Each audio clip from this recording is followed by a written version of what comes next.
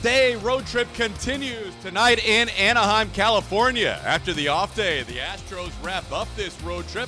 So far, 3-3. They take on the Los Angeles Angels tonight to kick off a 3-game series before heading back home to take on the Oakland A's. Hi, everybody. Welcome to another night of Astros baseball. I'm Todd Callis alongside Jeff Blum. We had to do that. We had to do it. The dugout stare challenge has been accepted. Blummer, it was a good series in Seattle, especially after losing that first game. Hopefully they can carry that over here in Anaheim. Absolutely. Getting back to full strength, it's nice to see those guys go out and swing the bats. You'd like to see them duplicate it and become a little more consistent in the run scoring. You know, when you talk about getting back to full strength, while there was no Carlos Correa for a while, George Springer, Jose Altuve the same way, a couple of guys in August have stepped up, namely Marwin Gonzalez and Tyler White in our Get Out and Play presented by Toyota. Yeah, Marwin's done a great job. Last year he led the ball club with 90 RBIs, but it's been kind of slow going until that month of August. And he has been a mainstay in that lineup because he can play all over the field, but it's been nice to see that bat really come alive. Starts to drive the ball out of the ballpark in the month of August for 6 home runs, 3 of those on the right side. And out of injury creates opportunity. Tyler White's one of those guys who's kind of been floating between AAA and the big leagues, finally getting an opportunity and taking advantage of it. We're starting to see some damage out of that bat of the great white shark. It's been a lot of fun to watch Marwin and Tyler get after it and score some runs. Quite a performance for Tyler White on this road trip, as we will have more on all the Astros injuries with Julia Morales, as she'll give us the updates coming up next from Anaheim.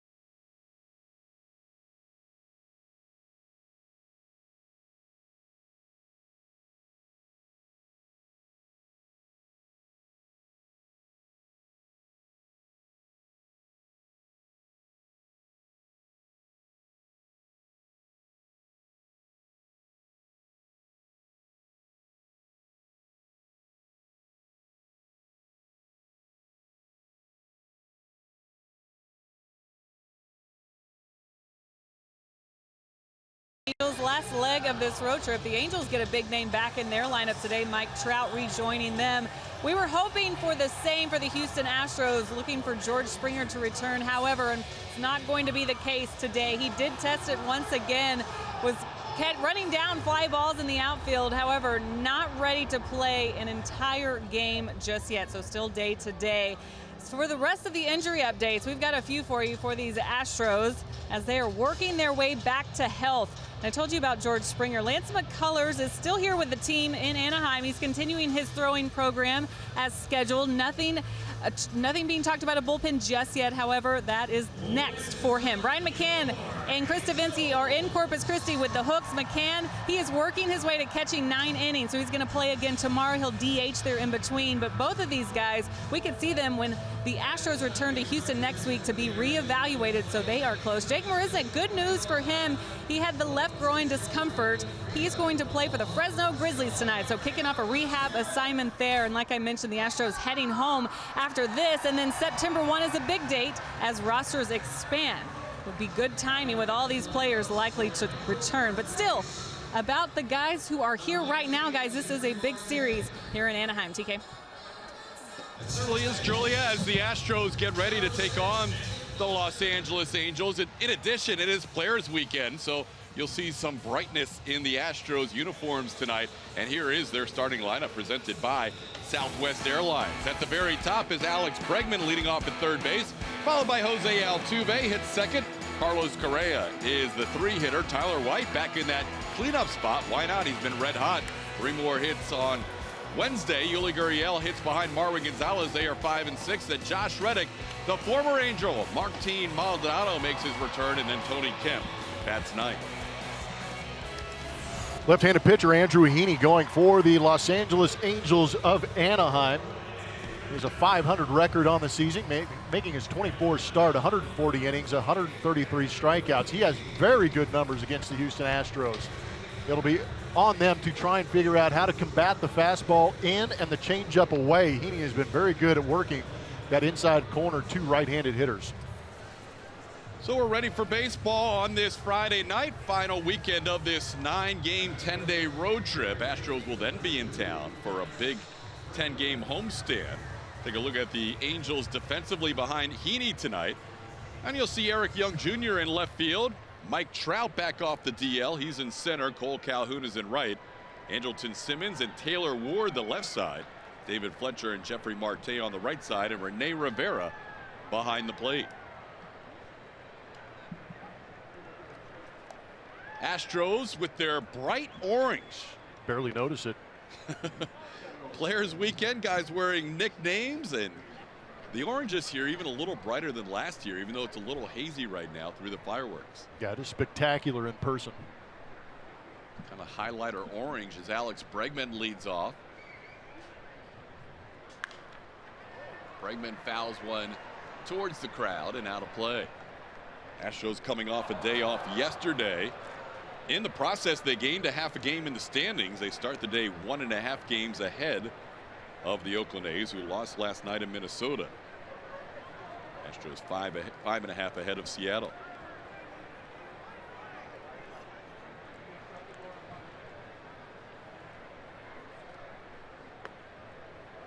Down and in, it's 2-1. Good take by Alex. Slider down.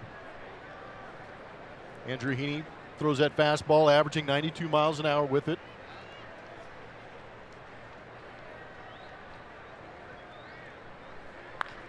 On the ground, right there is Ward, the former catcher, makes a strong throw. You can see that arm from third base, and there's one away. Ground ball to third to start this game. Some new names if you haven't seen the Angels a little while. Taylor Ward now over at third base. David Fletcher at second base. Kinsler traded. Zach Cozart on the DL. And there's the updated standings. The Angels had been fluttering around 500, but now they're 2 games under after starting that road trip with a 3-0 sweep of San Diego. They lost 5 of the last 6, including the last 2 in Arizona. Here's Jose Altuve. Altuve coming off a couple of hit game. His first 2 hits since coming back from the DL.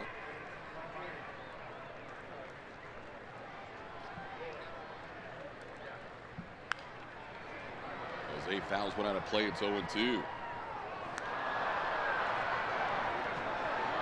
Heaney has faced the Astros 2 previous times, as we will keep you updated on that A's Twins game from Minnesota.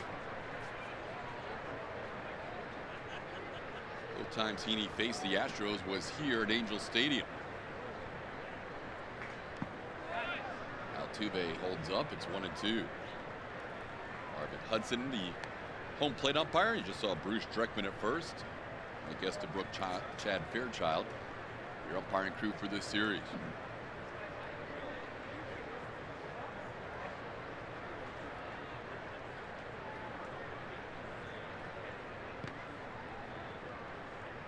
Two and two the count.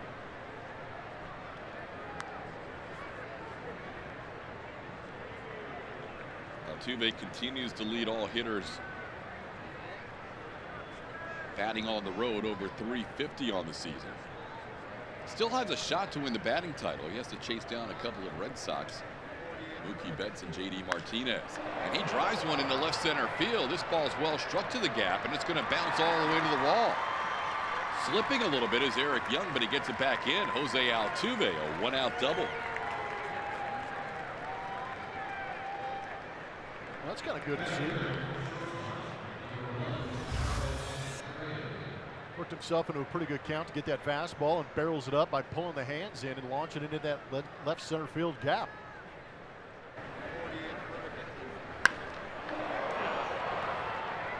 They were kind of shading him the other way, weren't they? Mike Trout was a little closer to right field than left field. Here's Carlos Correa.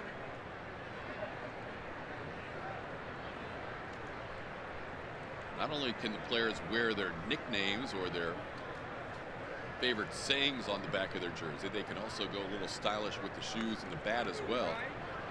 As Correa takes a pitch for a ball. I am Groot.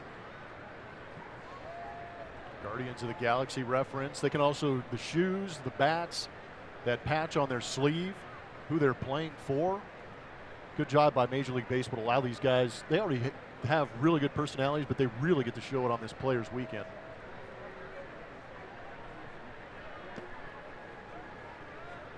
Down for ball two. Carlos had a 3-hit game in Seattle on Tuesday. He was held hitless in the other 2 games.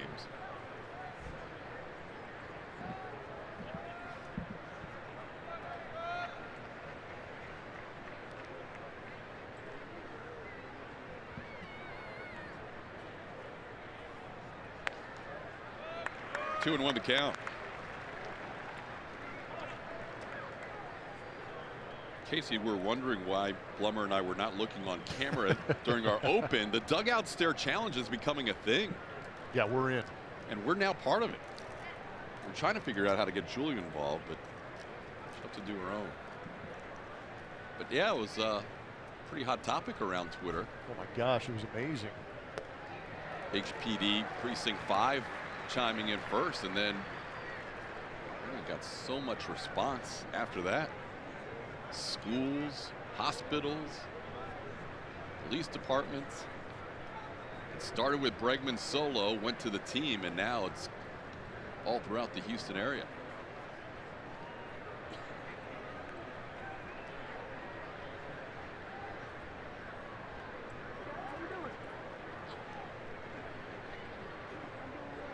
I thought Heaney was doing it there for a while. He was just trying to get a sign.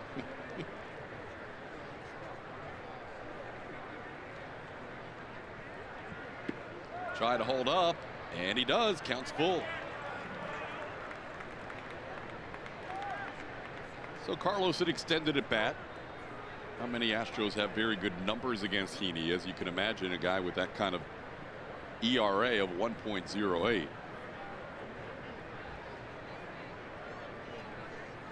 Nobody on the active roster has hit a home run against Heaney.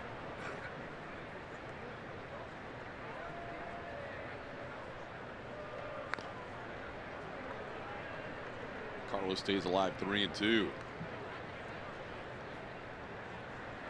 This is the final series of the year for the Astros on the West Coast. They will not have any more games further west than Houston, Texas after this one. Friday night, Saturday night, and then a Sunday day game.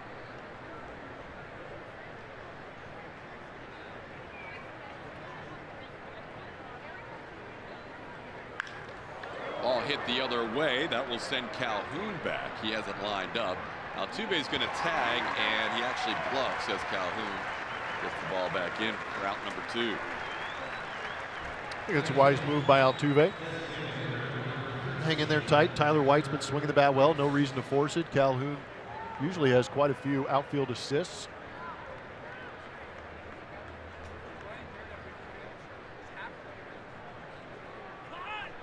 And here's Tyler White. Whitey's been on a roll. Another 3-hit game on Wednesday, including a triple, his second in the span of a month. So that's the first time he's ever hit 2 triples within a month.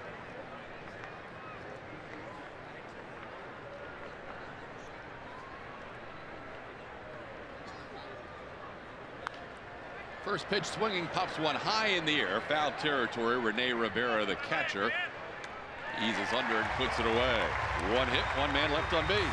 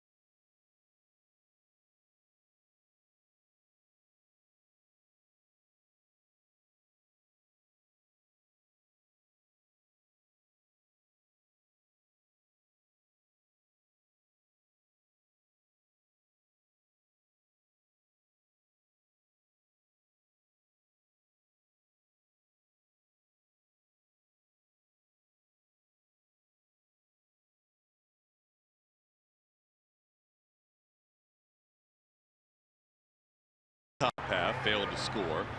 Now it's the Angels' turn to bat. And is their lineup for Mike Scioscia, longest tenured manager in the major leagues. Cole Calhoun will lead off in right field, followed by David Fletcher. Mike Trout back in the lineup. Albert Pujols DHs. Andrelton Simmons is at short. Rene Rivera, the catcher. Jeffrey Marte, Taylor Ward, Eric Young Jr., your 7-8-9 hitter. Dallas Keuchel rocking the Players Weekend neon orange jersey and hat for the Astros. 27th start this season for Dallas, looking to get back to 500. That record currently at 9-10. Plenty of innings pitched. He's allowed 161 hits in those 160 and 2/3 innings pitched. 3 starts since 2017. Dallas has been very good, and he is wearing the name David Bird on the back of his uni. Got a little bit on that because I know who David Bird is. He works in the clubhouse back home in Houston, and he's done so for a very long time. One of the better clubhouses in all of baseball, but then you have the clubhouse staff that makes it that much better. But David Bird's nickname is Tweety. So a big shout out to Tweety from Dallas Keuchel, and I like it. Keuchel makes a nice play on a comebacker, and the 3-time Gold Glover retires Cole Calhoun for the first out. So Coleman is sent down by David Bird. Yeah, since 1989, he's been with the Astros staff after a couple of years working down at spring training. So a nice little touch by Dallas Keuchel. Although a lot of people probably don't know him by the name David Bird. No, there's a lot of people. I mean, Richard Justice said he was on a podcast a while ago when these names first came out, and he thought it was some rapper. And I'm going, unless you know who Tweety is and that his name is David Bird, you're gonna get a little off. One of the coaches said they took a call in the clubhouse, and one of the representatives asked for David Bird from a apparel company, and they're like, "Oh, there's no David Bird here." Wrong number. Called right back. Carl's like, "That's Tweety." Carl Schneider, who runs the show, but nice for Dallas. No, all the highlights tonight. David Bird's going to be on the highlights when Dallas picks up a strikeout or maybe makes a fine defensive play. He's ahead of David Fletcher, 0-2. Fletcher made his big league debut just a couple of months ago against the Seattle Mariners. He went to high school just about 10 miles from here.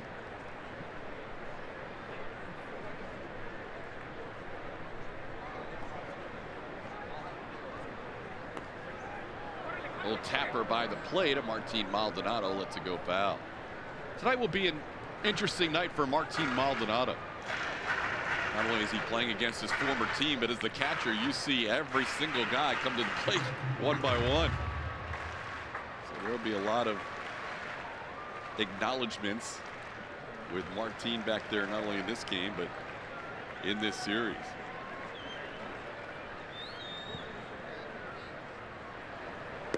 Swing and a miss. Dallas picks up a strikeout. A comebacker, and now a strikeout for out number 2. Good changeup from Dallas Keuchel. You can see that circle change grip. Great arm action on it, and then the depth of that pitch gets a swing and miss. Watch out how far out in front. That tells you that's pretty good deception.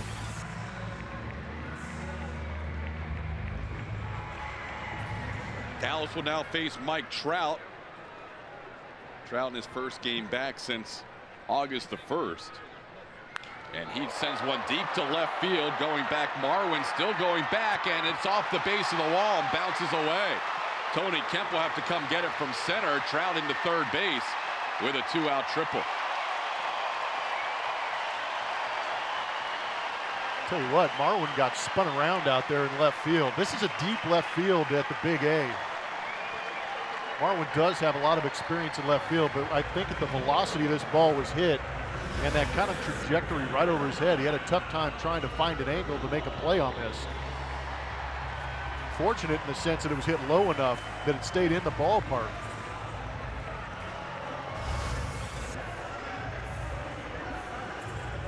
Just real tough to get back on a ball that's hit that hard. So now Dallas will face Albert Pujols with a runner on third and 2 outs. Welcome back, Mike Trout, huh? Yeah.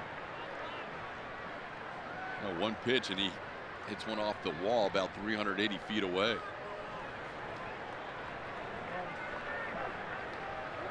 Pujols starts the night 6th overall in career home runs, 6th overall in career RBIs, and nobody has done more damage against the Astros in their career than this guy, Albert Pujols.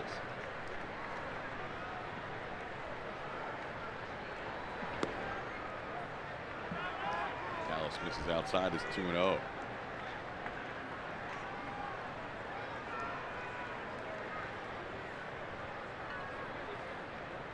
Trout coming into tonight a .318 hitter against Keuchel. Dallas has had better success against Albert Pujols. Pujols coming in at .216, 8 for 37, but 3 of those 8 home runs. MD Anderson strike zone shows you that pitch perfectly placed on that outside corner.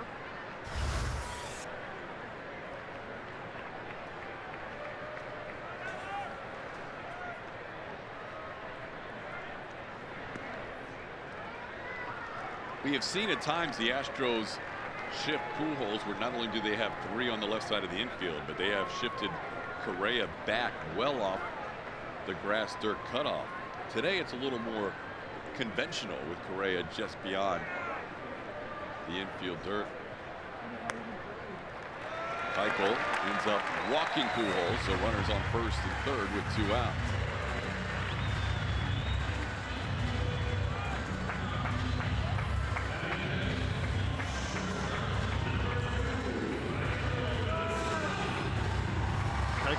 Doesn't seem like he wanted to mess around with the machine.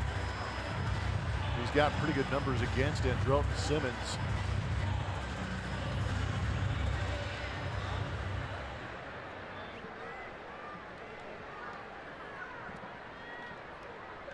So Keuchel will go to work on Simone, as he is being called on Players Weekend.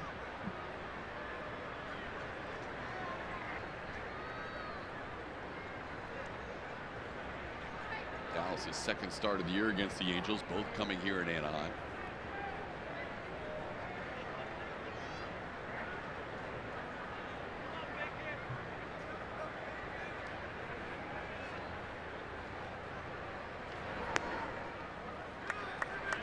Well, he's pitched an outstanding game coming right out of the All-Star break. Last time he faced these Angels. It was his 5th win in a row and his 4th consecutive win in as many starts, but since then 1-2 with a couple of no decisions.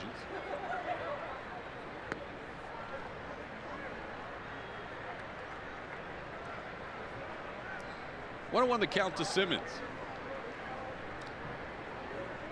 Simmons having a fine year, coming in at .296.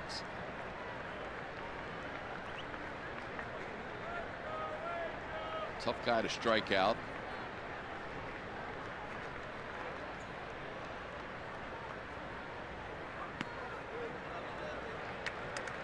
And it's 2-1.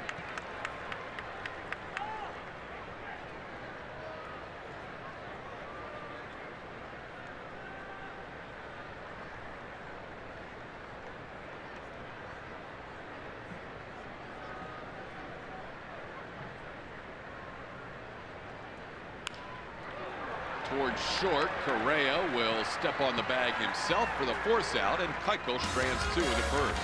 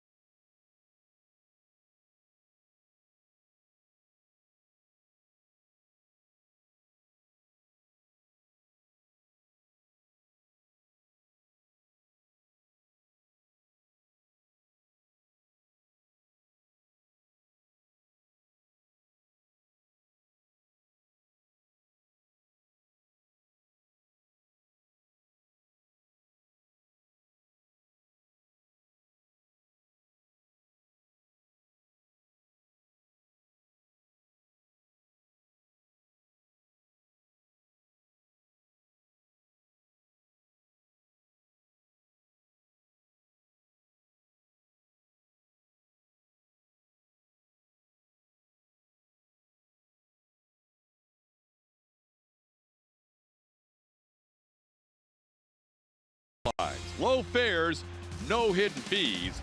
That's transparency. By Arctic, overbuilt, not overpriced. And by Volkswagen. Beautiful night tonight in Southern California as we welcome you back to Angels Stadium, where the Astros and Angels failed to score in the top half and bottom half of the first. We head to the second inning. It'll be Margot, Yuli, and Red Dog. Gonzalez. Lapina. That's true, Lapina. Yeah. Forgot about his. Margot, Lapina, and Red Dog. Lapina. Making sure he has that nickname on his jersey, as Margot does.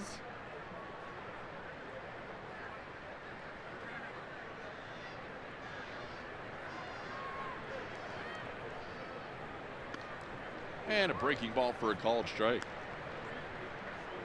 Marwin coming in at .244, dozen home runs. 3 of them as a right-hand hitter. They all came on the last road trip.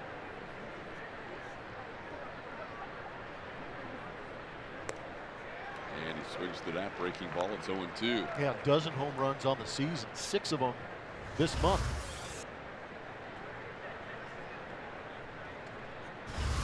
Seems like when facing Heaney, Marwin, and Yuli see the most breaking balls of the hitters, especially Yuli. Yuli sees a lot of curveballs and changeups. Well, for me, they're two guys that can hit the fastball. Marwin can do it from both sides of the plate, but Yuli, predominantly right-handed, does a very good job of taking that fastball up the middle the other way.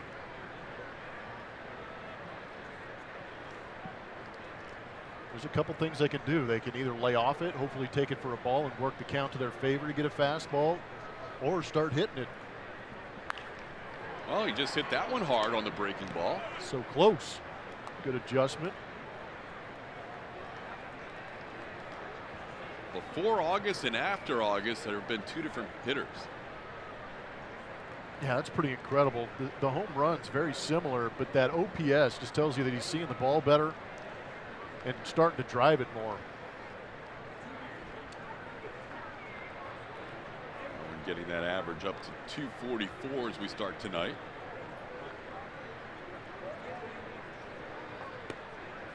Called third strike. Heaney picks up his first strikeout, one away in the second.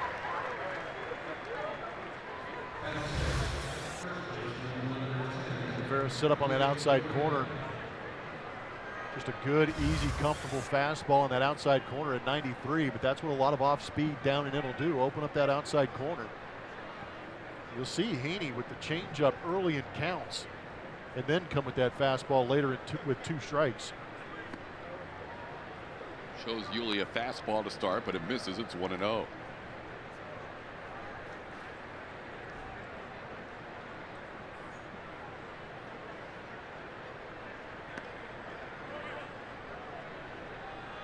Yuli starts the night at 282. Got a couple of hits and a walk in that game on Wednesday.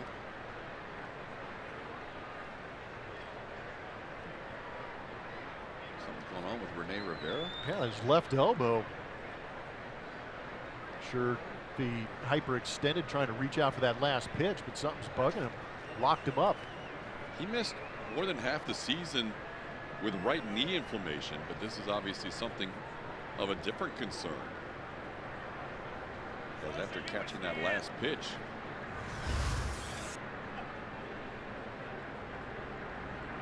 we got a bee sting. I don't know. I just made that up.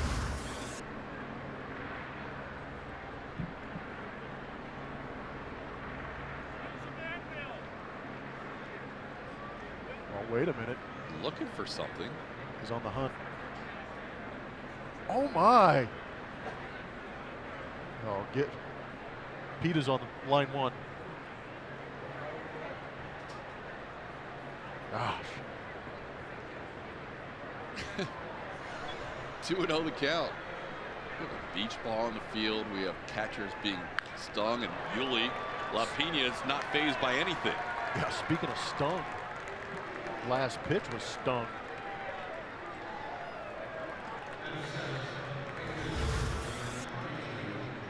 But Yuli had taken a couple fastballs off the outside corner, got one in the zone and didn't miss it. Good swing for Yuli. Maybe that's why he doesn't see many fastballs. Because he smashes them. He stings them. Hey, we have Heen Dog versus Red Dog here. Then we got DOG on the mound and DA double G at the dish. Takes one down low for a ball. There's Red Dog. There's a very authentic accent. I like it. The numbers against lefties this year, gotta like them if you're Josh Reddick. Last year he was solid against both lefties and righties. This year he's been better against lefties.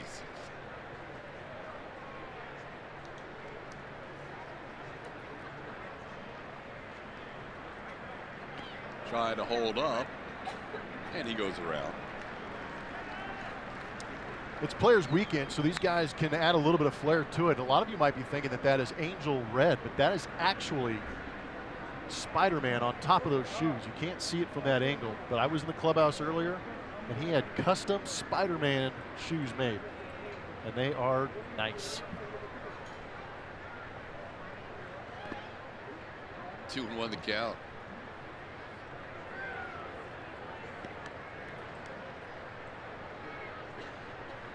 There we go, Spidey.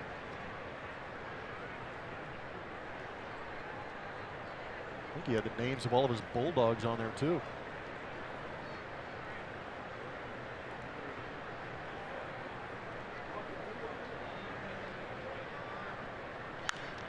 There's a base hit the other way. Reddick slices one towards the left field line. Yuli takes a big turn and holds up.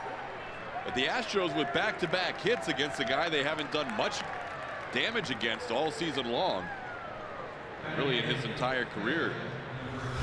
It's just impressive the last couple of years what we've seen Josh Reddick do at the bat against left-handed pitching. Still hard to imagine that we were questioning what he was going to be able to do against left-handed pitchers, but he has been in the lineup consistently and has much better numbers as far as batting average against left-handed pitchers this season. Nice hand for Martin Maldonado in his return to the Angels. Or at least to Anaheim, facing his former team, the Angels.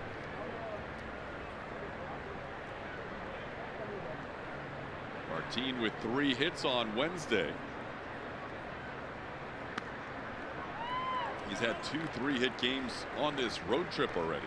And Valdez is on the back of his jersey. Brother's maiden name, tribute to that side of the family. You see the numbers on the road trip. It has been highly productive for a guy who is kind of scuffling since joining the Astros prior to that. Fouls one at the plate. 0-2.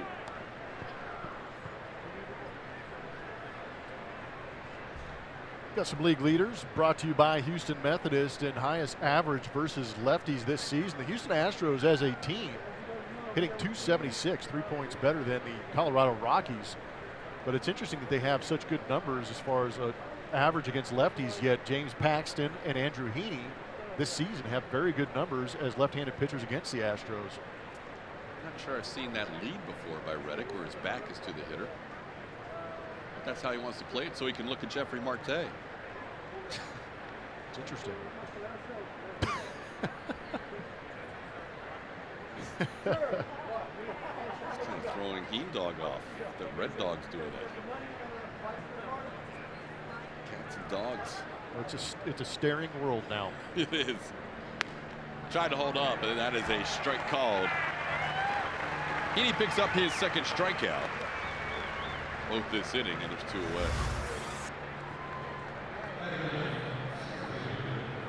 Fastball in and out from Andrew Heaney. That one gets the better of Martin. Well, here's Tony Kemp.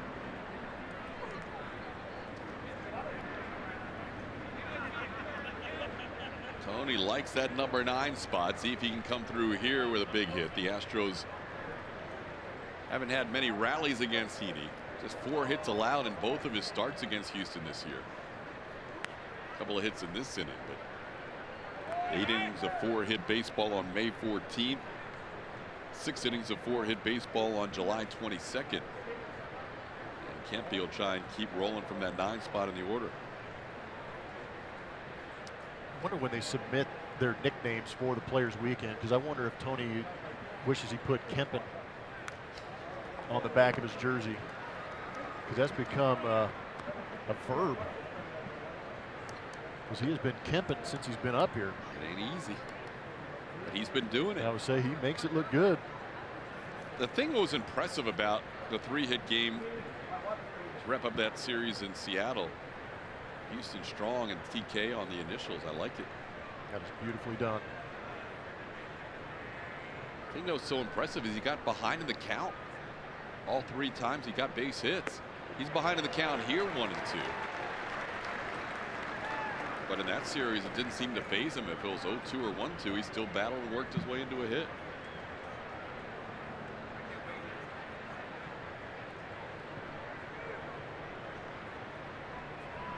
He's going to have to battle here.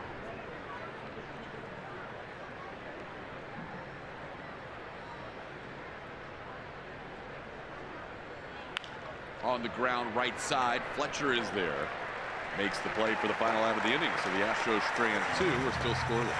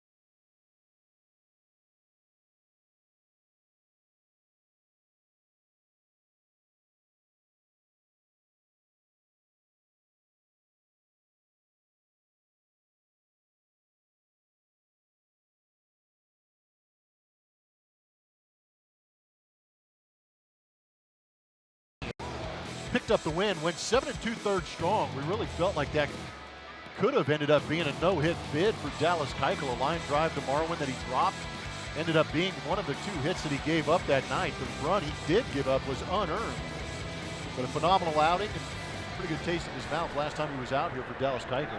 Yeah, that was his low-hit game of the season, and he was on point. 7 2/3 with 102 pitches. An outstanding outing, and that's nothing new for Dallas in his career against these Angels. He has a 5-game winning streak going back to the end of 2015 against this team. Some new faces this year. And he had success coming in to this one after that start after the All-Star break. Rene Rivera with a 2-0 count. First one could have been a strike. Second one should have been. That's a great spot for Dallas Keuchel to be living at. Popped up. Right field. Reddick is there. Julia. Hey, I've got today's Chevy Stroh poll. I know you're on Twitter because I've been tweeting out some really great pictures of these guys in their Players Weekend uniforms. So while you're there, vote on our poll. It's Players Weekend. What's your favorite Astros player nickname? David Bird for Dallas Keuchel. I am Groot with Carlos Correa. Charlie Morton with the Ground Chuck. Or Stassinelli for Max Stassi. He got that nickname from his second cousin, Stassi, who is a big hunter, and there's a type of gun he uses to shoot ducks. But they put that name and Stassi's name together, and voila. Voila. But we'll tell you which one wins later. Or it might be another one. Well, you were doing the updates on the injuries earlier. It's unfortunate because these two teams played last weekend here for Players Weekend, and one of our favorites is currently on a rehab assignment, Jake Marisnik. Big Fudge won by a landslide last year, if I remember correctly. No one was even close. Everybody loved that nickname. So now it's open. I guess Jake, by being on a rehab assignment, has now opened it up for. He is Big Fudge right now in Fresno, and then you know his dog is named Little Fudge.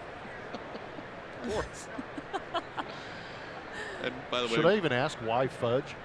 Yeah, he gained a little bit too much weight over a rehab assignment when he was with Miami. This has been years, and they accused him of eating just a little too much. He probably gained 5 pounds, maybe. he became Big Fudge. So he got the name Big Fudge. We have to include you somehow during the series on the dugout stare challenge. No, I have to get creative down here. Yeah, this has got to be a first where we kind of beat Julia to the cool punch. You guys are cool now, or what? Yeah. We beat you to the dugout stare. You're in the dugout, and we did the dugout stare. I haven't seen it yet. 1-2 pitch misses inside. It's 2-2. By the way, it'll be a new angle for the guys in this series. They're all going to be staring at Julia. Because normally, yeah, the camera's normally on the outside of the dugout towards the outfield, and here in Anaheim, visiting dugout camera is on the interior on the home plate side. So, or AJ's going to get real uncomfortable with all the guys coming over. All the guys coming over to stare right through him. Jeffrey Marte with a 2-2 count. And try to hold up, and he says appeal, and home plate umpire Marvin Hudson says no need for an appeal. You went around. The result would have been the same. Strikeout number 2 for Dallas. Good pitch, slider down and in. Careful what you wish for. Clearly went. I love when guys do that. Beltre does it all the time, Adrian Beltre, but I mean, why would you call yourself on that? Yeah, go ahead and check that swing for me. 2 outs, nobody on. Here's Taylor Ward. Ward grounds one slowly towards short. Correa on the move. His throw is on the money, and that'll do it. Dallas a 1-2-3 second.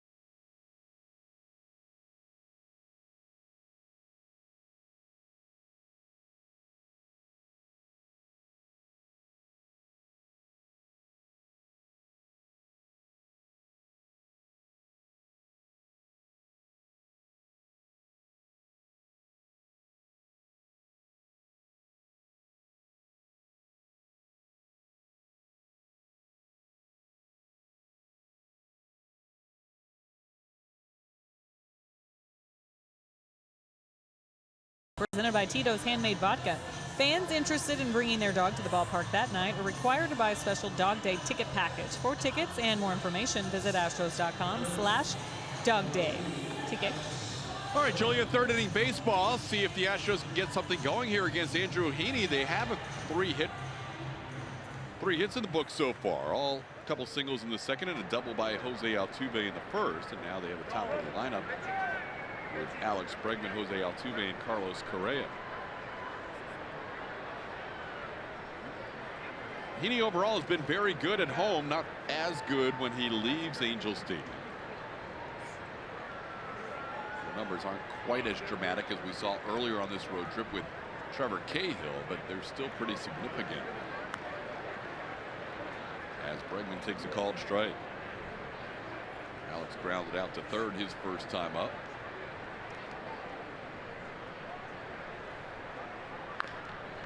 Chops one towards third. Taylor Ward's there. And Alex has grounded out a couple of times tonight. Heaney had 2.15 ERA at home compared to 5.37 on the road. Saw Trevor Cahill take a loss yesterday in Minnesota that increased the Astros lead to a 1.5 games.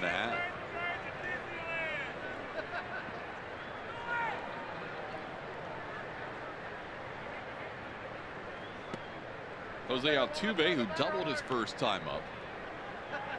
Altuve sitting at 329 right now. And the two guys he's chasing, Mookie Betts at 338 and JD Martinez at 335. And Altuve drives one deep to left field. The man they call Tuve on Players Weekend hits a home run, his 10th of the year. And the Astros on the board first, 1-0.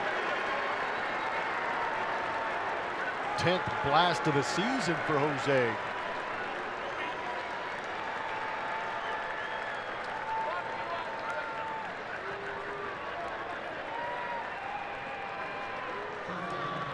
Big swing from the little fella.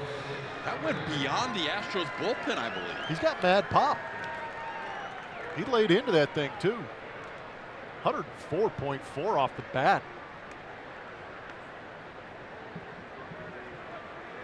The bullpens here are deep. You can't just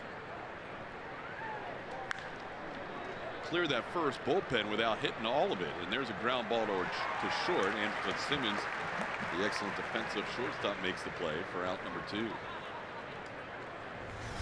Getting Altuve back in this lineup brings a little bit of inspiration. Also brings some pop with it. Tried to get that fastball down and in, but he just threw the barrel at it and just unloaded it 417 feet away.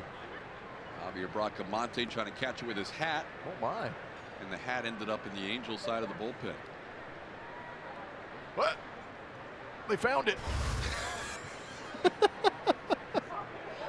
is so good. Doesn't matter where the cameras are.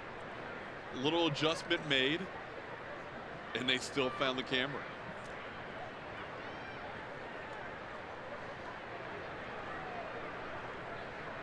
Man, that ball was smoked.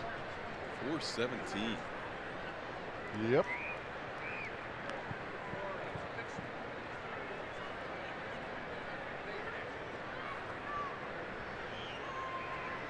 Springer and Altuve discussing things. It'll be a fun conversation to be able to eavesdrop. 2-0 the count to Tyler White. And now it's 3-0. So the Astros here in the third inning have as many hits with 4 as they had in either start by Andrew Heaney against them this season.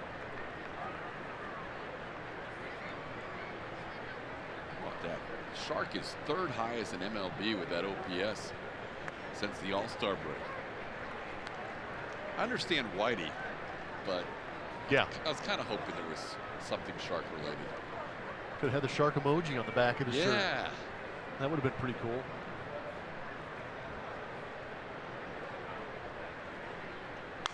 There's a broken bat, but it's going to work out for Tyler White. A base hit to left field. So the Astros now with 5 hits. White a 2-out base runner. Or you could just change it from Great White to Maybe Mr. August. Oh, He's been raking this month. Even his broken bats are ended up being base hits. well, here's the thing. I mean, Evan Gaddis had that great month in June. Right now, Evan's having trouble finding his way into the lineup because this guy's going so well. Tyler White just continues to be a DH that produces for A.J. Hinch the last few weeks. Here's Marwin Gonzalez. These are the two guys we highlighted right before the game started and how well they've done in the month of August. As Marwin rips one foul. I'm okay with that swing right there. We saw him earlier trying to just kind of punch one and try and put it in play, but this time he's going up there, it feels like, looking for that slider because that's what he got beat on in that first AB. Sit on it, get it, just go ahead and throw the barrel at it. Got a little bit too quick because he knew he was sitting on it.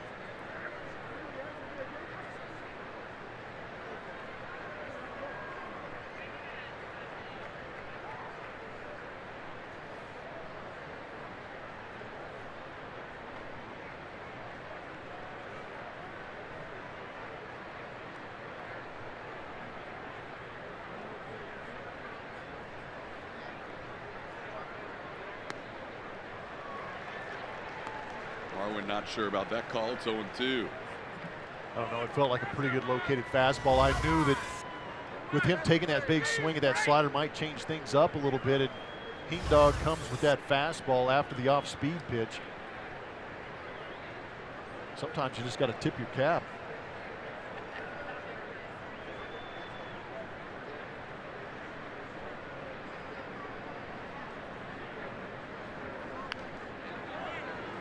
Look out, LaPina. Yeah, no kid. Pena waiting on deck, and he had to avoid that foul ball.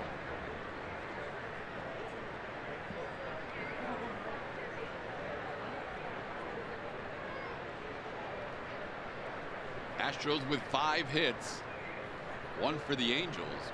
The biggest hit so far, the solo home run by Jose Altuve. Altuve now a double and a home run in this game.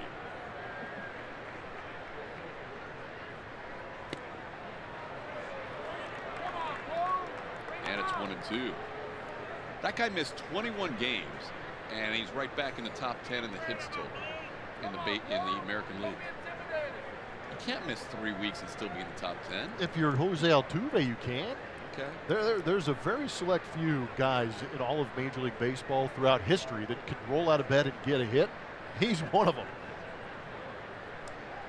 I guess I shouldn't be shocked. And beware Mookie and JD in Boston, because there's a guy that's going to chase you right now for that batting crown.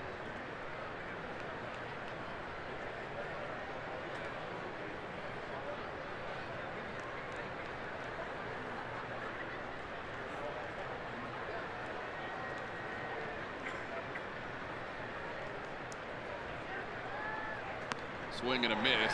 Got him with the fastball, but the Astros take the lead. Professional hitter Tuve going deep into the night here in Anaheim, putting the Astros on the board, 1-0.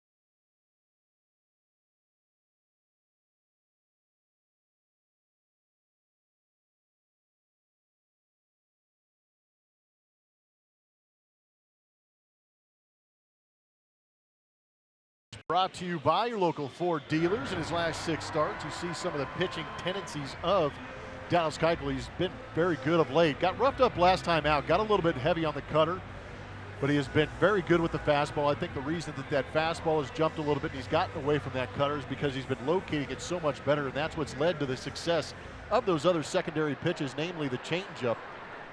When he has good arm action and good location with that fastball, the changeup becomes that much more effective. And he starts out Eric Young Jr. with a fastball that misses outside, ball 1. EYJ, that's what he wears on Players Weekend. Eric Young Sr., 15 years in the big leagues. You know pretty well. Know him extremely well. I would have really been impressed if he had Baby Boy on the back, because that's all his dad called everybody. Baby Boy? Baby Boy. And it was great. EYJ has spent some time this year at AAA, but now up at the big league level and sends one into center field, where Tony Kemp makes the play for the first out. StatCast AI is powered by AWS, and we're going to get a good look at StatCast being used on this home run by Jose Altuve at 104.4 off the bat. A phenomenal launch angle at 31 degrees creates that 417-foot home run. The first home run by any of the active Astros against Andrew Heaney. He has allowed this year 18 home runs. They've all been to right-hand hitters. Here's Cole Calhoun. Dallas misses for a ball. It's 1-0. Calhoun bounced back to Keuchel his first time up.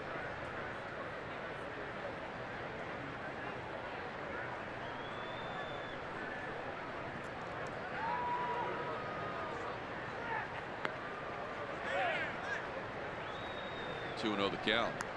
Dallas was not thrilled with Marvin Hudson in the last inning. Just off.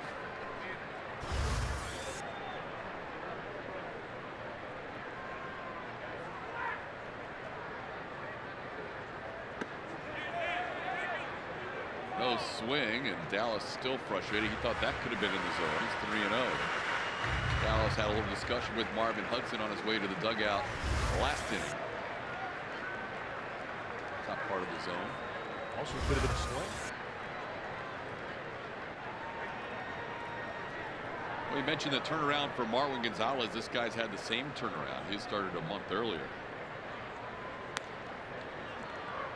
The strike is 3-1.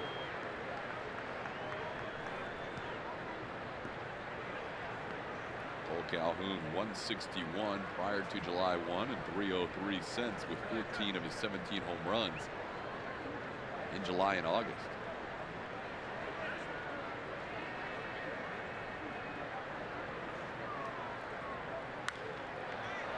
Pops one the other way. It's going to drop just fair on the line. Calhoun will be on first base with a little flare single. Knuckle sandwich, it landed right on the line.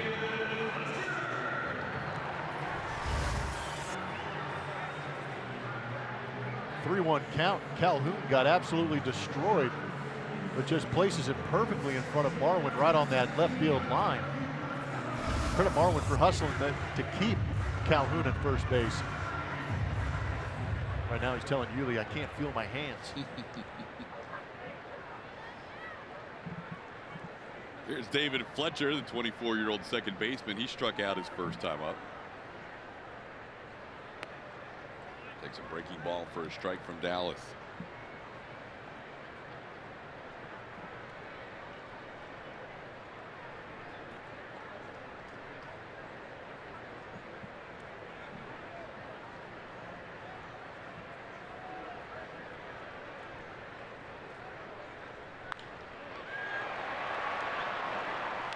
Pulled foul, it's 0-2. Oakland has increased its lead in Minnesota with the 3 spot in the 8th and a run in the 9th. They are leading Minnesota 7-1 in the 9th.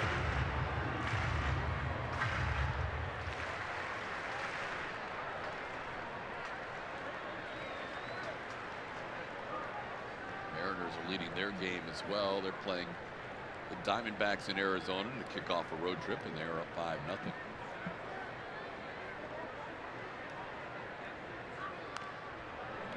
Fletcher just got a piece of that pitch that was up in the zone. Stays 0-2.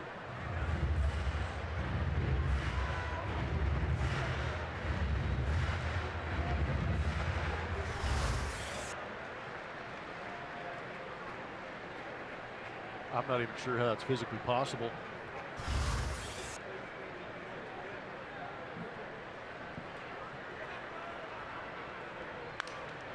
Little punch shot behind second. Altuve's going to let it drop, and he's going to make the throw to first, and now they can turn a double play. What a smart play by Jose Altuve.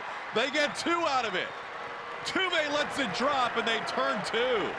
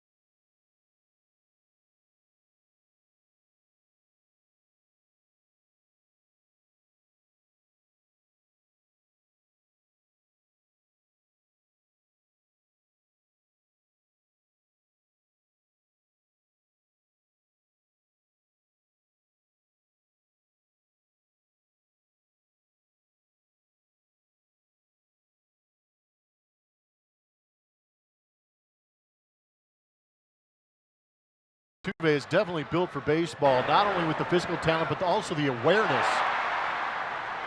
Realizing he had a chance to double up Cole Calhoun on that soft line drive. What's impressive is that he knew he had enough time to let that drop and get Fletcher at first, and then turn it into a rundown.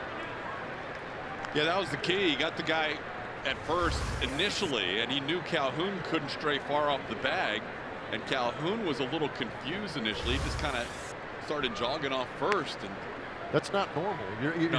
As a base runner, you can't anticipate that. The only chance he had was to maybe just go stand on first, and maybe they call out Fletcher on the throw, and he stays safe at first. But what a heads-up play. Yuli pops one in the air beyond second base. Fletcher puts it over out number 1. So we've seen him hit one over 415 feet to give the Astros the lead, and then goes from brawn to brain, using his head, thinking as soon as that ball was in the air, he had it in his mind that was the play he wanted to make. And you could almost see his eyes were watching the pop-up and watching Calhoun at the same time, and probably watching the runner in the background, judging that he had time to throw him out. Even Charlie Morton looked impressed. Yeah, he wanted a little more of an explanation, didn't he? How did you do that? Altuve explaining things to Charlie in the dugout, and Charlie always has the same face. Altuve saying, "See."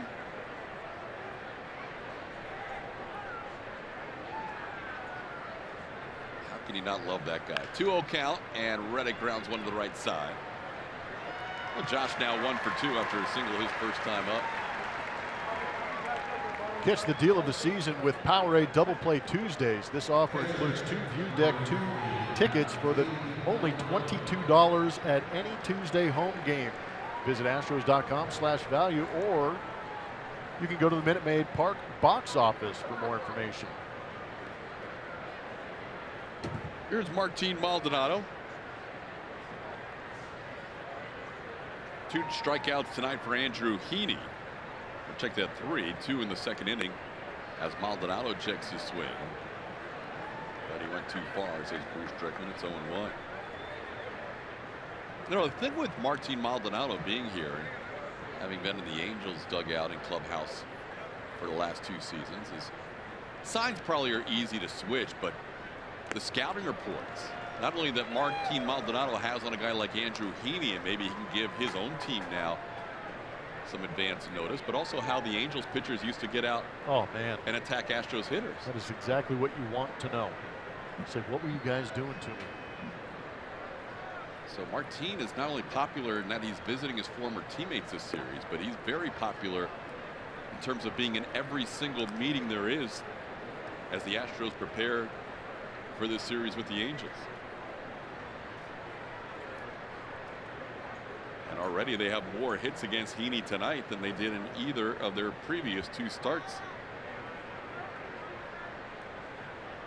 Maldonado struck out looking his first time up.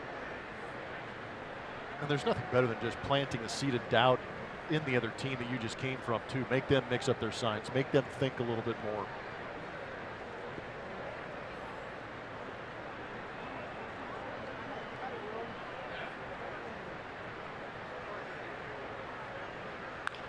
On the ground towards third. Ward makes the play, and Heaney has his first 1-2-3 inning. It's still 1-0 Houston.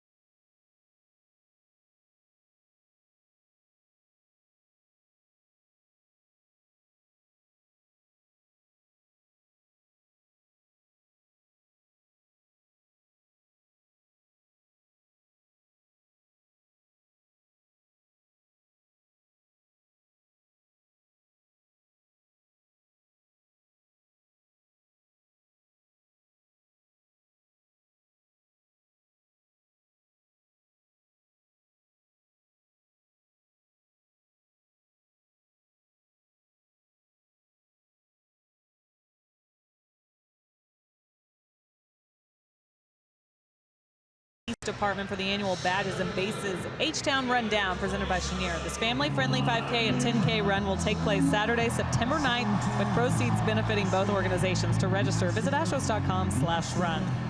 I don't know if you can hear Mike Trout's music, but that means he's coming up. I'm telling you, there's an extra speaker down here, guys. But with Mike Trout and Martin Maldonado, they were able to catch up today. I know that's one of the guys Martin really wanted to say hello to and just visit with. Great teammates. And Maldonado said it is weird coming to this ballpark and being in the visiting bullpen, but it's good to see all these guys again, especially guys like Mike Trout, who you appreciate playing with every day. And he said it's a lot like Jose Altuve. You know these guys are good from afar when you're playing against them, but when you're playing with them every day, you realize how many ways a talented player like Trout or Altuve can beat you. TK? Yeah, and we've already seen it in this game, Julia. And we've seen it with Trout through the years, too, robbing hitters of home runs, going up on the wall at Camden Yards and other places. But in this one, we have seen Jose Altuve with a double and a home run, and then that incredible play where he started a double play where most guys just take the one out. Or they're too scared to try and make the play.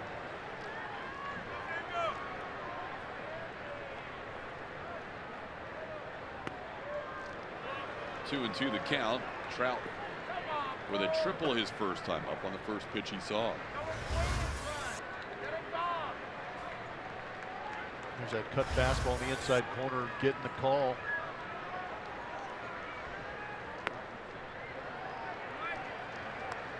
And the count's now 3-2.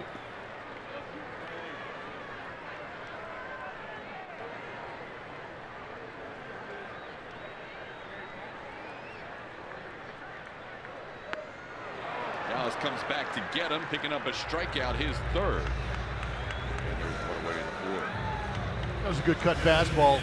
He got the call for strike two and went right back in there. And Mike Trout, knowing that he got that call in there, tried to fight it off and missed. Good pitch by Dallas.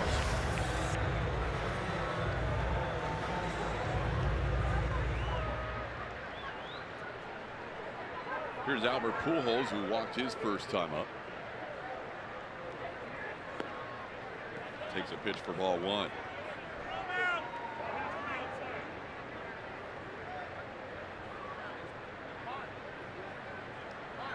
Dallas, a couple of hits allowed, a walk, and now 3 strikeouts.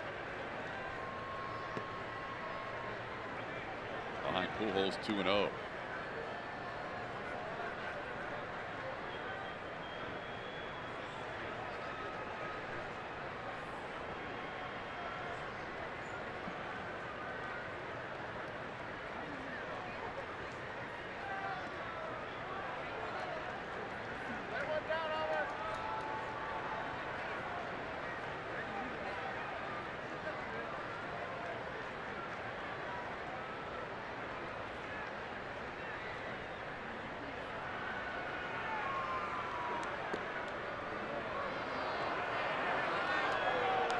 Not thrilled with that call. 3-1. Well, Dallas didn't get that call earlier in the game. May have talked his way into getting it here in this count. Dallas lives at that bottom part of the zone as much as any pitcher. And now he's 3-2 on Pujols. Showing a little confidence in that cut fastball this evening against these Angels hitters. For me, with the Astros defensively, we know they almost shift him, but with Correa not being as deep in shortstop, the Astros must feel like Pujols is running a little better than he has been in the past. That's a good point. He needs to be way back on it. Called third strike. Pujols not happy at all. Didn't like strike one and doesn't like strike three, but he goes down looking for strikeout number 4 for Dallas. And I think we can agree that Dallas benefiting from a little bit wider zone, both at the bottom and on the inside corner.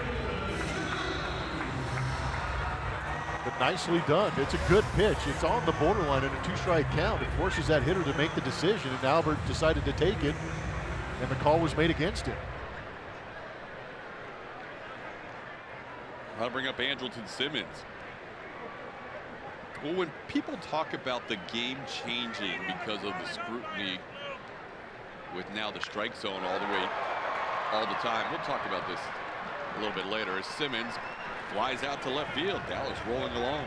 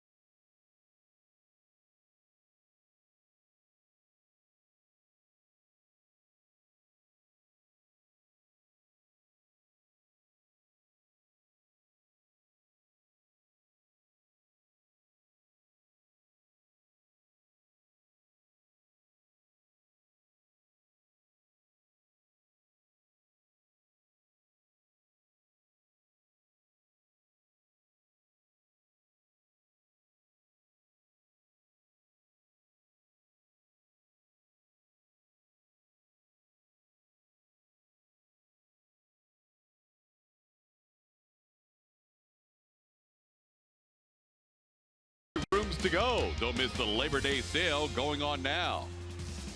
And by Nissan, innovation that excites. Astros spending the off day in Southern California yesterday, back at it tonight. Our final two Astros After Dark shows of the year, tonight and tomorrow. Tomorrow will be 1 hour earlier. So this is really probably our final shot that will be into the early morning hours of the next day possibilities. Because tomorrow's a 6 o'clock start, 8 o'clock Central, so Astros After Dark coming to a close in 2018 as Tony Kemp tried to bunt the first pitch. Every year, whoever is the swing team, in this case the Astros seem to be the swing team, doesn't play as many games within the division in the final month. Not to say A.J. Hinch's squad won't have any games against the division in September, but it's definitely less than the rest of the division. Tony back through the middle and is caught on the line by Andrew Heaney. Well, it's hit right back to the pitcher who made a nice play. Unfortunately.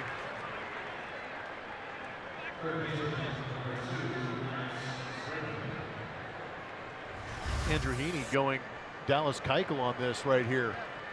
In a pretty good fielding position, is able to glove that.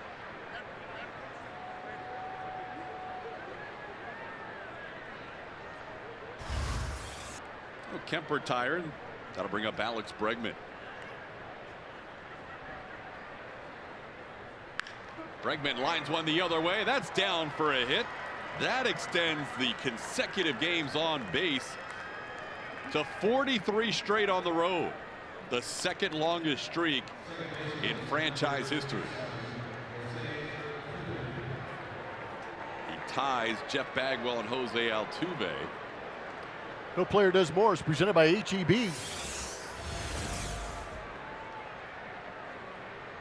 A couple of number 27s going at it. These are updated numbers. Both making their debut in 2011. Games played, batting average go in the way of Jose Altuve. The OPS for Mike Trout a little bit higher because those power numbers have been so big for him. And he's a high walk guy. But a pretty solid comparison. And 99 walks this year for Trout. Altuve with a big game already, a double and a home run. Astros have 6 hits now with Bregman's base hit. 4 of the 6 have been singles, and Altuve with a double and a home run. And he takes a called strike. He's quickly down to the count 0-2.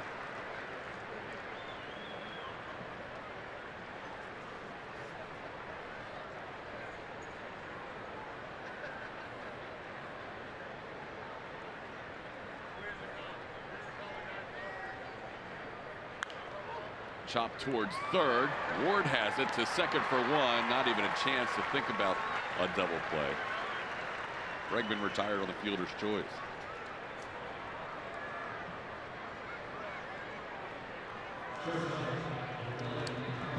But Bregman heads to the dugout now with only one guy who's had more games on base consecutively than him in Astros franchise history, and that's Jeff Bagwell with 51. 43 for Alex, 43 another time for Baggy, and 43 for Altuve. Here's Carlos Correa.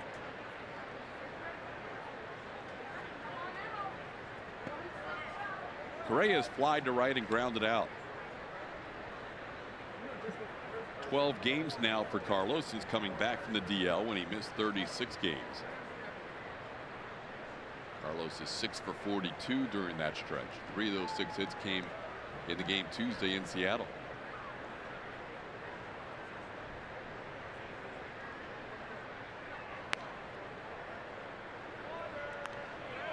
Two 2-0 the count.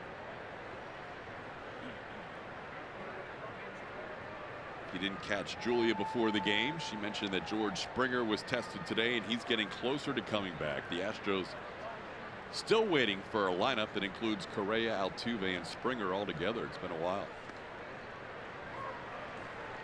Called strike, it's 2-1.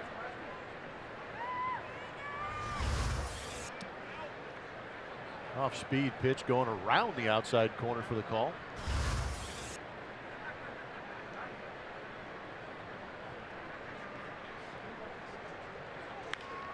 Carlos dropping one towards shallow center. Simmons a long run. He won't get there. Altuve makes the turn and holds up, as the two guys we compared earlier, Mike Trout and Jose Altuve, just eyeing each other up after that play. Drop shot in center. Perfectly located on a big swing from Carlos Correa.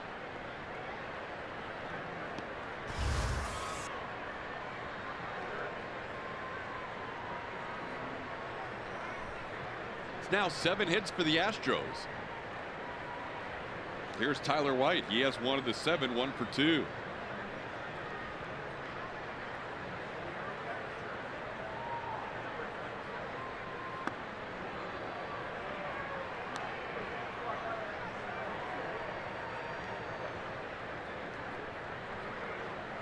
Tyler was recalled just about 4 weeks ago, July 29th. And since that recall, he's hit .350 with 6 home runs.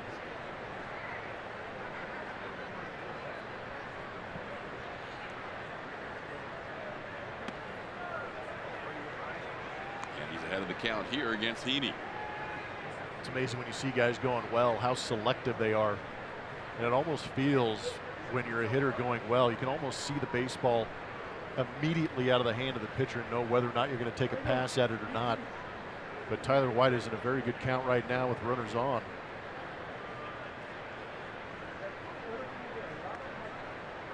Three 0. Well, as hot as he's been, probably no need to wonder whether AJ is giving him the green light here.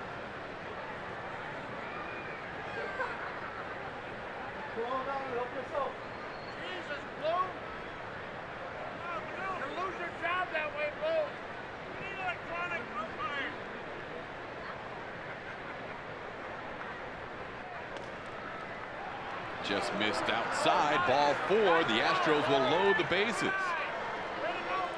Guys, it was a first for Tyler White and his girlfriend Allie yesterday. They spent the off day at Disneyland, but they weren't alone. They had a blast with Josh Reddick and his fiancee Georgette.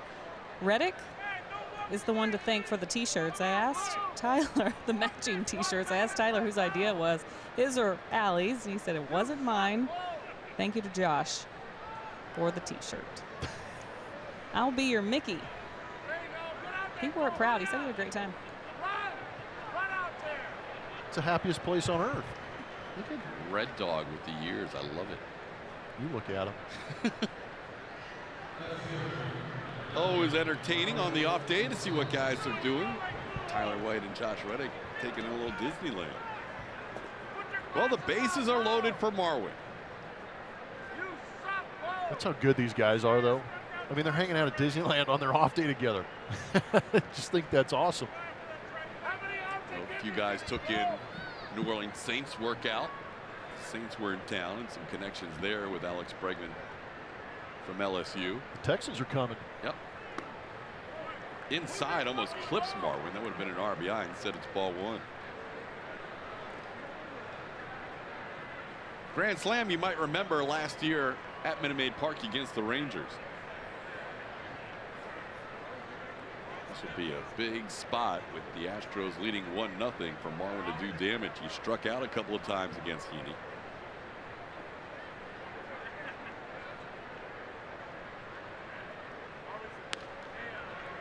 Takes a strike there. It's 1-1. A little bit of a chess match going on right here. Back-to-back fastballs. I would be willing to bet that Marwin might have been looking for that slider early. He cleared it out of there last AB and eventually struck out on that similar pitch that you just saw. Fastball away.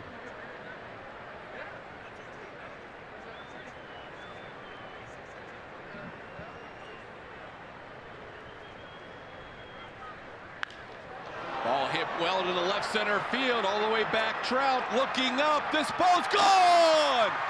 Margot with a slam! And the Astros score 4 to lead it 5-0.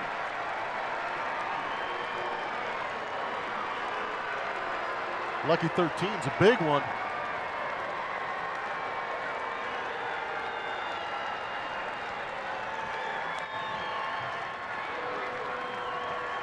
All this damage coming with 2 outs and a runner on first base. That right-handed swing really coming around in the month of August for Marwin Gonzalez.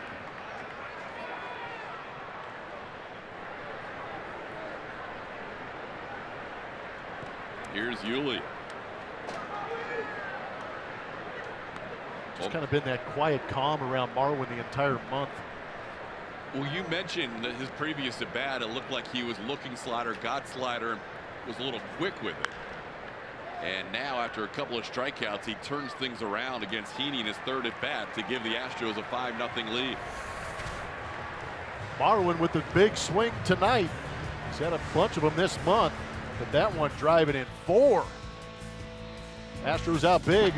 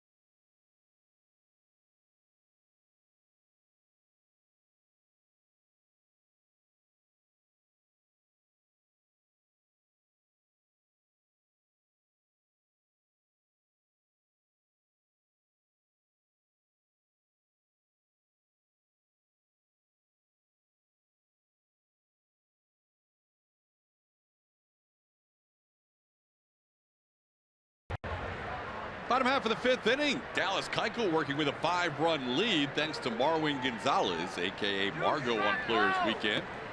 Dallas starts off Rene Rivera with a called strike. It's 0-1. Astros with their 6th grand slam of the season. The last one came here against the Angels on July 21st when George Springer hit one against Noe Ramirez. Now Rivera down to the count 0-2.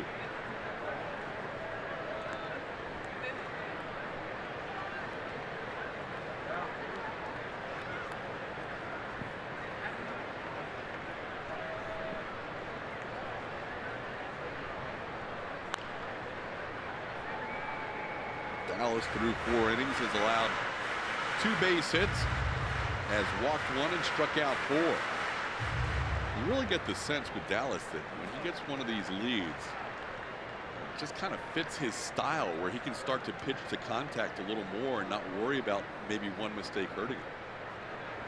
I don't feel like he's really ever been a guy who hasn't been afraid to pitch to contact. Just some of that soft contact early in the season was falling for hits or finding holes in the infield and started to pile up on him.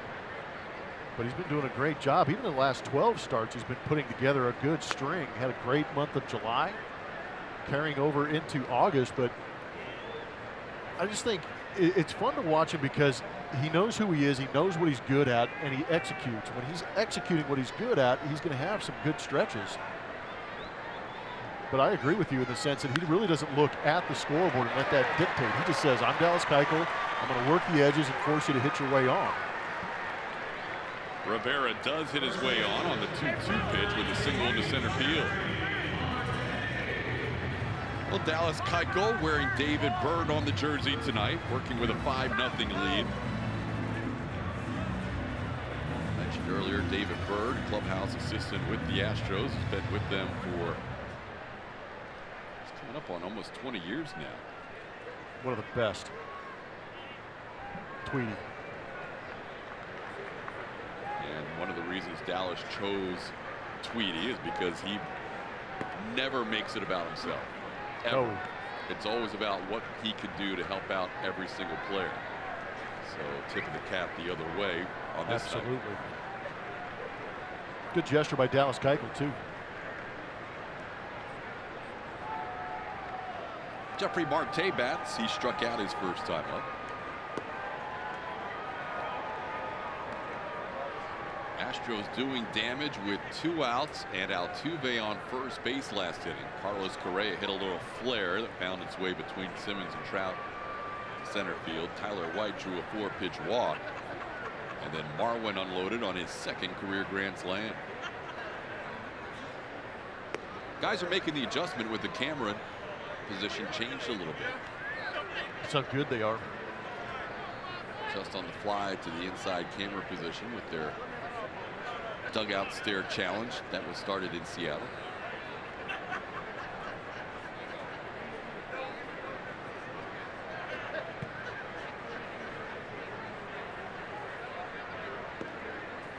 Three and one to count.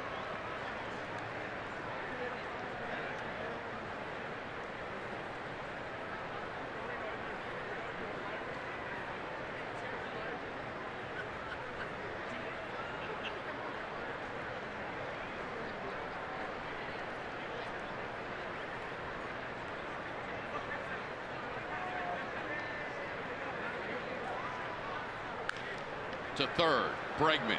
Altuve won, and the turn is a little wide, and they're going to say Yuli got Marte. Marte doesn't feel like he was tagged, but a wide throw by Altuve forced Gurriel off the bag.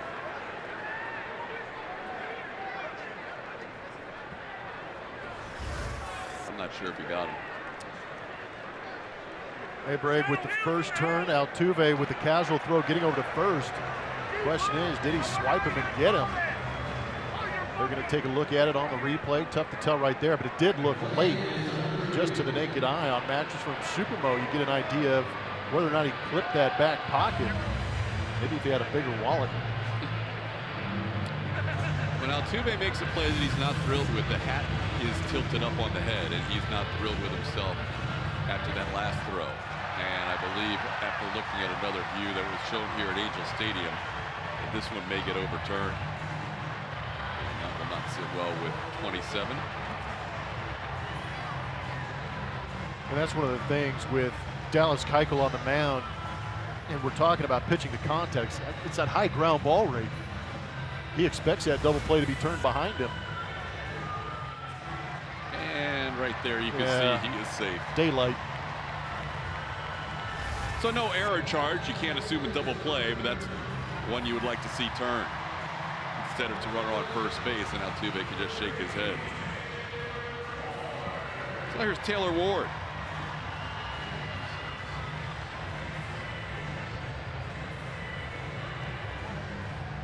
Ward grounded out to Carlos Correa his first time up.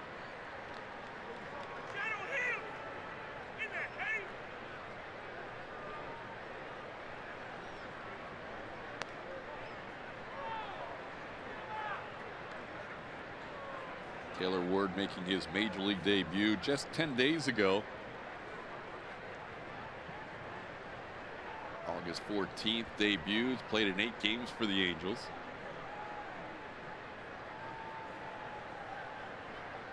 In addition to it being Players Weekend here at Angel Stadium, and the guys wearing their nicknames in the cool jerseys and shoes and bats, it's also 80s weekend here at Angel Stadium. Yeah, there's a lot going on around here.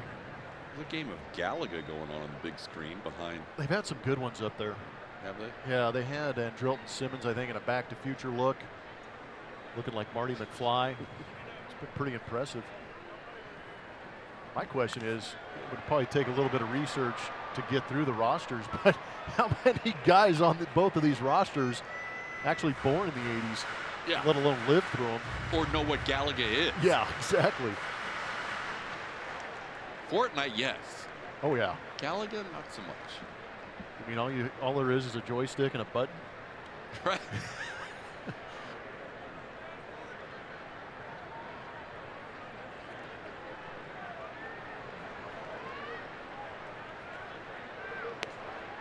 Two and two the count.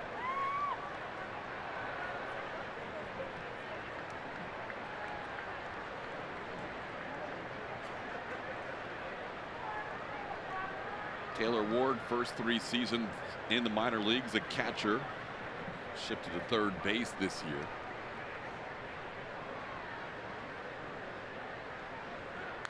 And he chops one towards Bregman. We could see another try. This one will have to be made quicker, and out at first base. Altuve redeems himself with a strong throw, getting Taylor Ward. Mike Scioscia says we want to look at this one again too, possibly. He's going to check with his video guys, but Ward stumbling over the bag.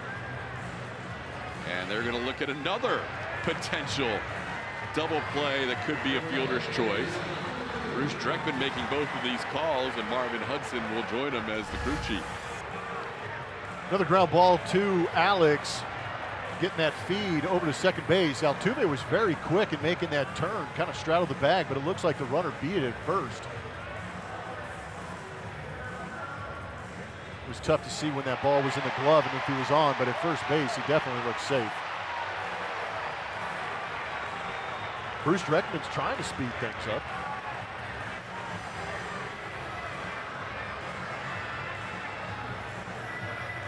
Kind of staggered his steps as he crossed the bag, and I think that might have thrown Dreckman off.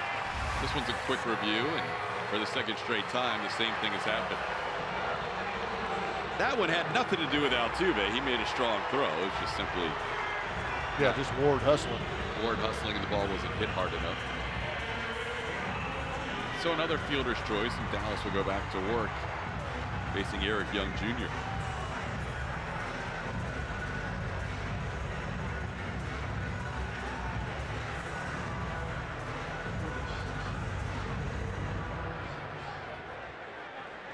EYJ lined out to center field his first time up.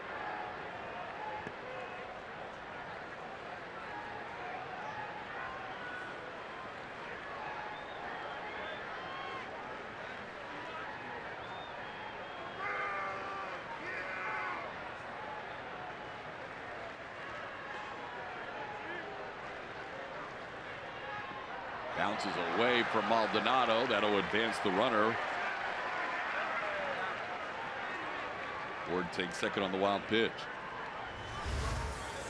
And that pitch well out in front of home plate. Not much Martin could do with that one.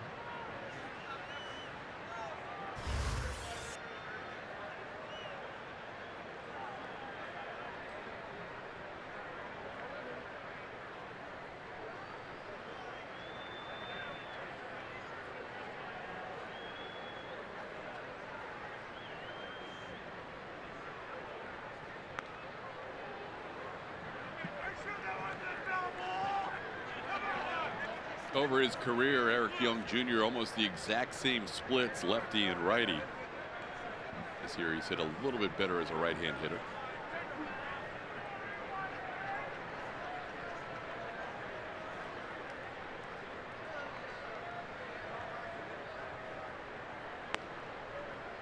Dallas misses inside. The count's 3-1. Man, Dallas has been all over those edges. He's testing Marvin Hudson back there with that strike zone.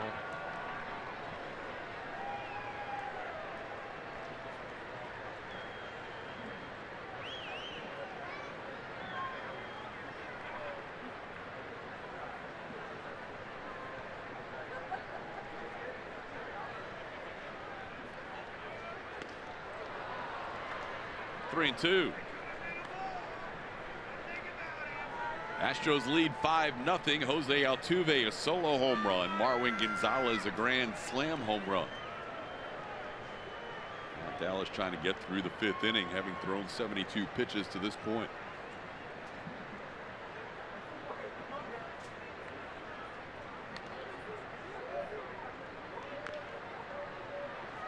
Just barely staying alive.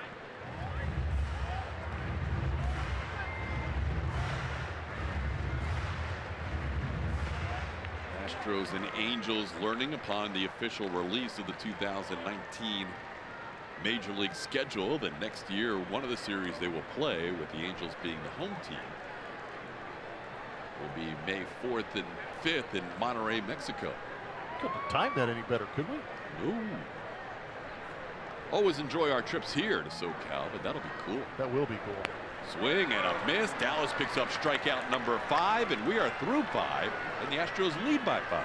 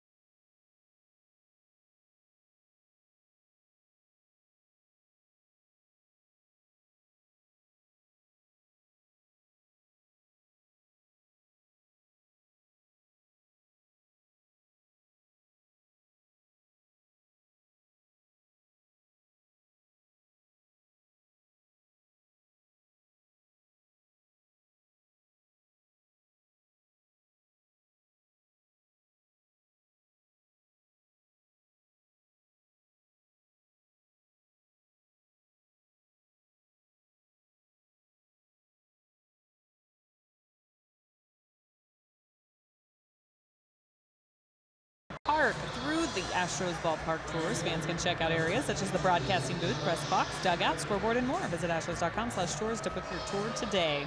Red Dog leading things off. He's been called that forever. Changed the spelling thanks to Georgia to honor the Bulldogs, as he loves. But I asked him about Players Weekend. I asked him about these unis. I asked him to describe this shade of orange. He said it was Hunter Safety Orange.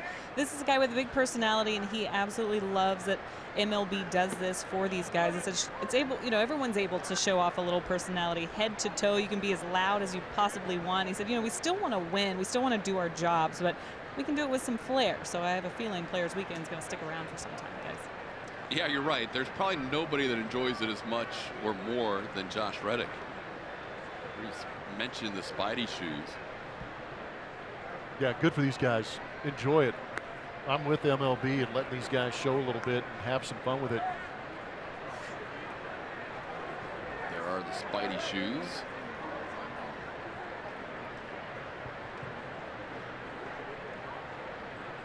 I can't believe your daughters came up with one of the nicknames for the Giants outfielder. Yep. Since we're on our broadcast, I will give them full credit for Hunter Pence's name. 2-2 the count to Reddick. So I come back and play for the Astros in 2008, 9, and 10, and my daughters are young. And they come to the ball games, and over the loudspeakers, sometimes, it can get a little jumbled, or, it's hard to understand what the PA announcer's saying. Reddick goes down swinging, and Hunter Pence gets called up. And my daughters are watching. Hunter Pence is doing great, getting base hits, hitting home runs. They start to watch him a little more intently, and they asked me, we're underneath in the tunnel, and Hunter Pence goes walking by. We wave goodbye after the game. And my daughter pulls on me. She goes, is that underpants? And I go, what? She goes, is that the underpants guy? And I went, what? She goes, they call him underpants when he hits. And I said, no, honey, it's Hunter Pence.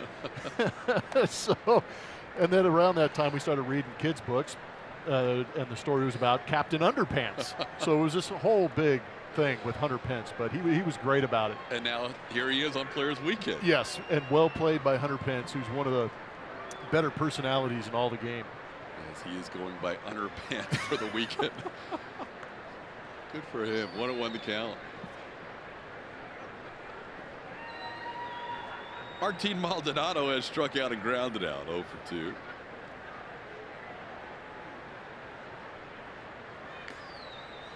Mentioned his first time up, Valdez, honoring his mother's side of the family. He will see another Valdez pitching on Sunday, as Framber Valdez will get the start for the Astros, as the Angels have Cam Bedrosian warming up. Andrew Heaney approaching 90 pitches on the night. And a ground ball towards short. Simmons is there. And that's 2 away. This week on Astros Bases Loaded, we'll take a look back at Hurricane Harvey and its impact on the Astros. Julia runs in the A's legend mascot race, plus Justin Verlander reaches 200 wins. All that and more on Astros Bases Loaded after the game, only on AT&T Sportsnet. Here's Tony Kemp. He is grounded out and lined back to the pitcher.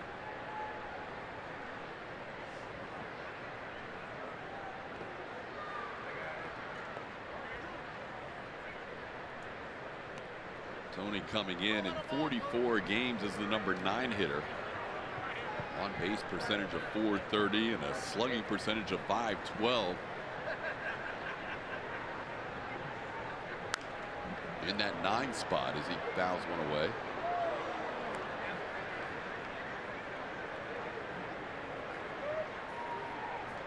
Tony continues to get starts in center field, with George Springer still nursing a little bit of a sore quad.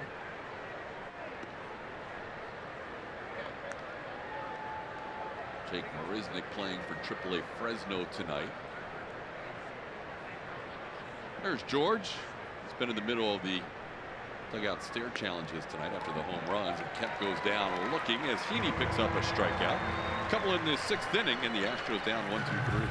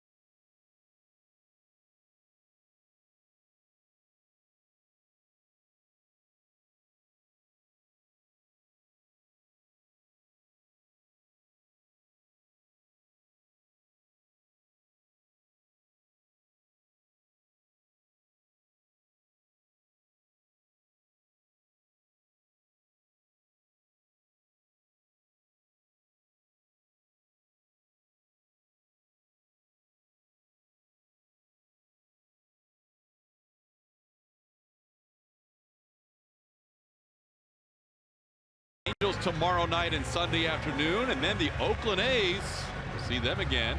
Oakland starting the night a game and a half back in the AL West. And the Angels still have 2 more series at Minute Maid Park, even though the Astros and Angels will be done here for the season. There's the coach. This is the only weekend I can call him coach. I know. That's what he's wearing on his Players Weekend jersey. It's pretty funny. Dallas Keuchel facing Cole Calhoun. Calhoun has grounded back to the pitcher and singled into left field. AJ explaining before the game that your whole life, when you're in Little League and then high school and college, the guy running the show in baseball is the coach. Obviously that changes when you become a professional. He said sometimes George Springer or Evan Gaddis will toy with him and call him coach. Said one of his neighbors when he first moved into the Houston suburbs asked him what he did. He said he managed the Astros, and follow-up questions, what do you manage, what department? So he's down there washing uniforms. For that couple, clubhouse manager, and for the reasons specified before, AJ going with coach in this series. And also special tribute, you said how players and managers and coaches wearing those patches. AJ has the patch of his dad's initials on his sleeve, so that means something very special to AJ. His dad never got a chance to see him manage at the big league level.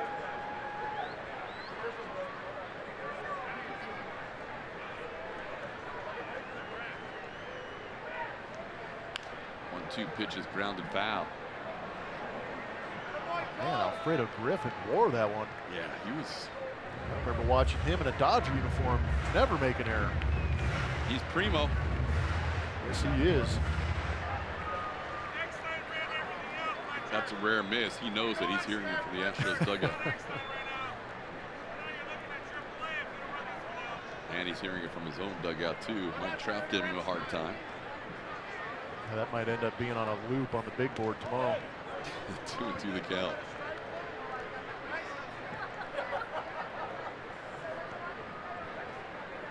Dallas 3 hits allowed, a couple of singles and a triple. Calhoun's single was just a little floater that landed right on the left field line.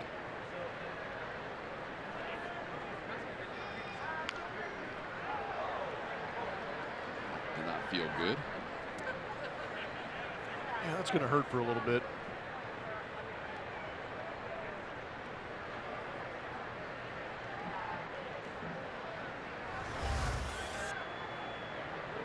Oh my. That squared him up nicely.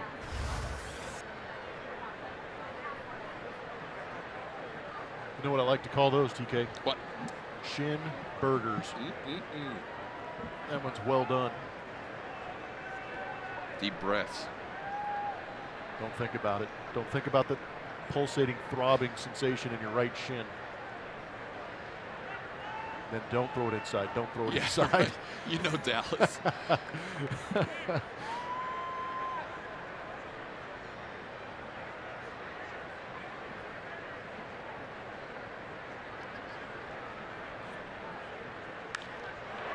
Into right center field, splitting Tony Kemp and Josh Reddick, but wow. Reddick with a great diving catch out of nowhere. Spider-Man. Red Dog flying from right field to make that play. That looked like it was splitting the gap the whole way. Absolutely. Tony Kemp playing to that opposite field gap in left center, so it only left Red Dog on an island by himself. He had a long way to go. That is one of his better catches as an Astro. Digging for a long time, laying out, making the catch.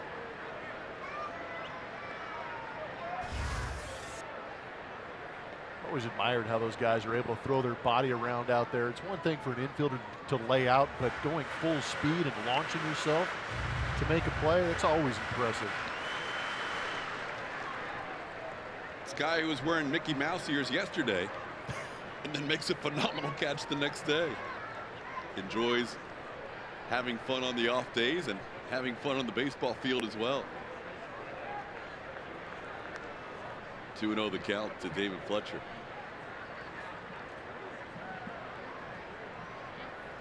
Bullpen action continues for the Angels, so it appears that Andrew Heaney's night may be over.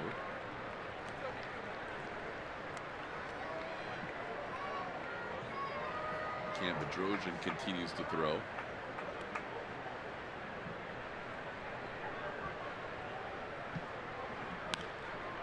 There's a pop-up. Yuli all by himself behind first base, puts it away. That's the second out.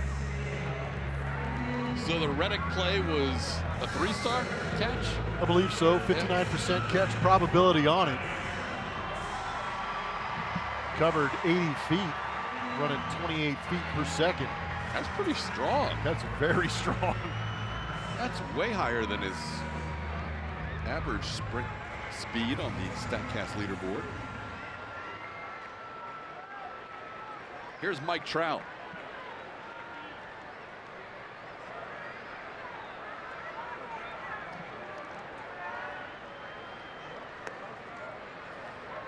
Trout originally was going to wear kid for the Players Weekend with a bunch of eyes, but as you can see, he is paying tribute to his brother-in-law, who he lost over the past week or so, and they had a moment of silence here at Angel Stadium before the game. Aaron Cox, who passed away on August 15th.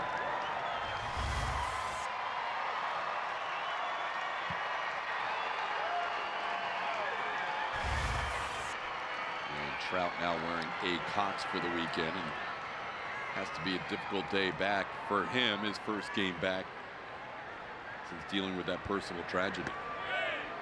The 2-pitch misses inside. It's 1-2.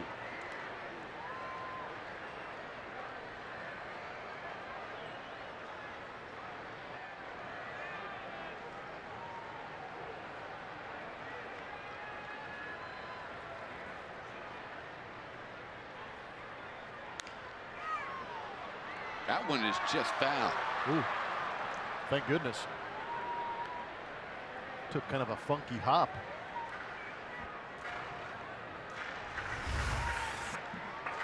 Almost kept it fair. You can see that hop behind the bag just staying down.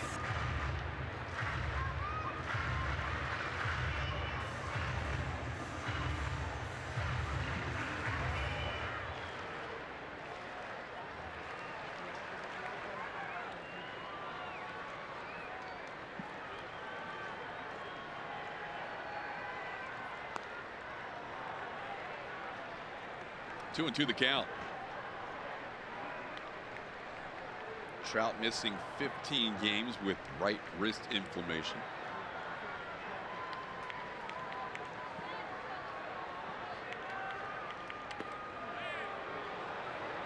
Dallas misses the outside corner. Now the count's full. Right idea, just didn't locate it where he wanted it. Cut fastballs and fastballs inside, tying up Mike Trout. Thought he had him set up for that change-up away, going back in.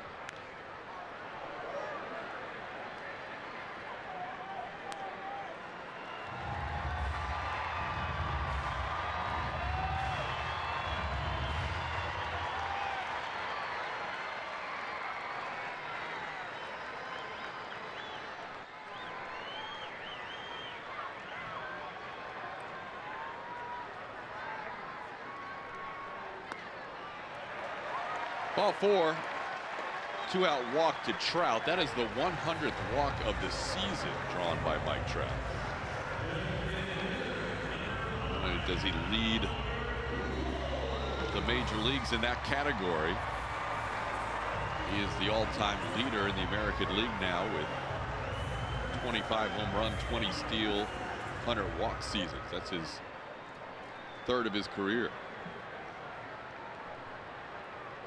In the National League, Jeff Bagwell and Bobby Abreu did that 3 times, same as Trout. And there's only one player that's done that combo more, 25 home runs, 20 steals, and 100 walks, and that is Barry Bonds 7 times.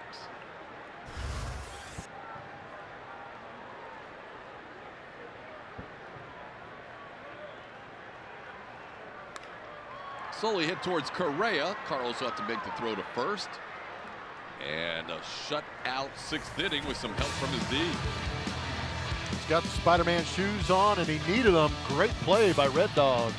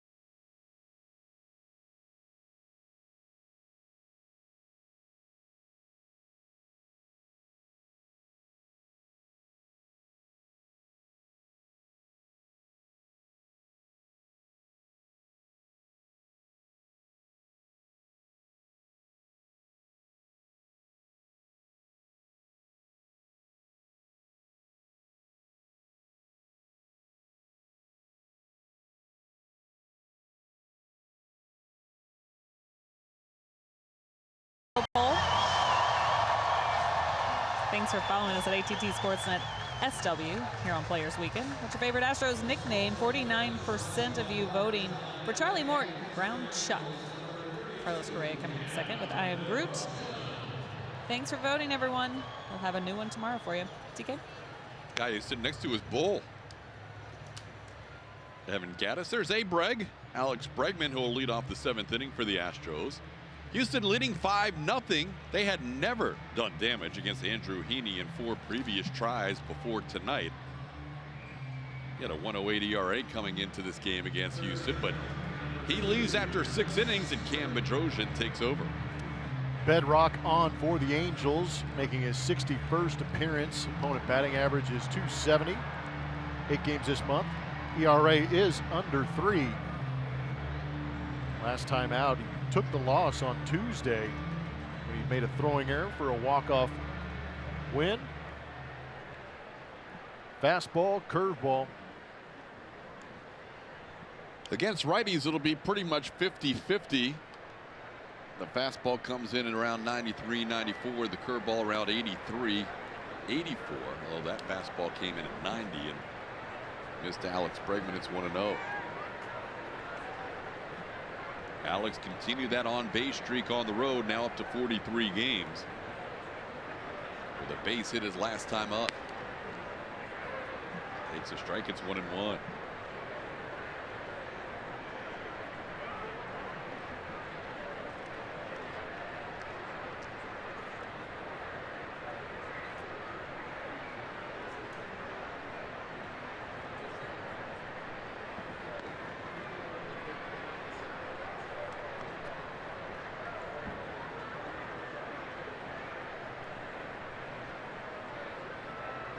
Easy nickname to choose for Cam Bedrosian, whose father Steve pitched in the big leagues and shared the same nickname.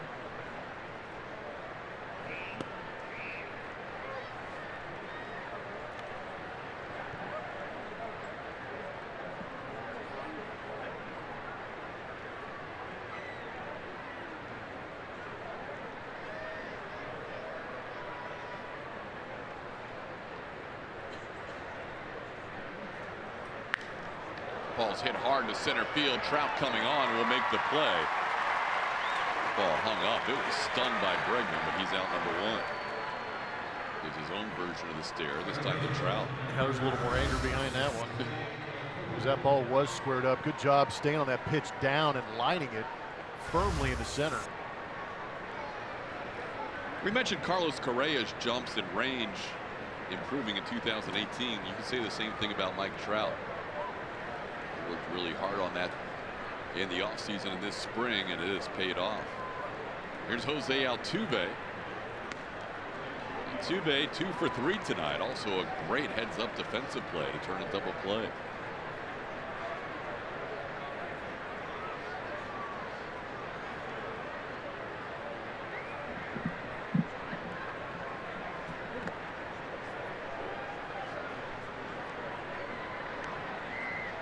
Back to that home run swing.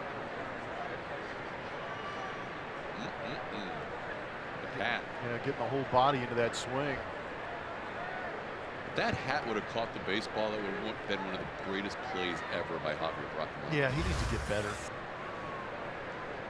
The fact that the hat landed in the Angels bullpen. Yeah, he wasn't anticipating it. Caught him by surprise.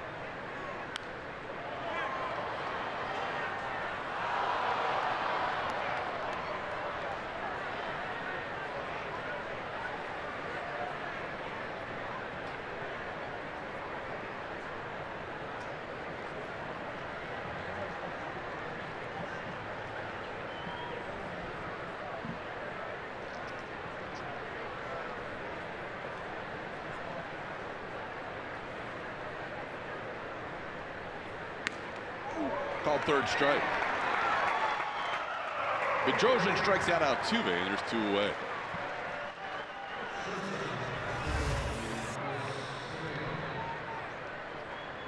It's a good location. Altuve just tips his hat.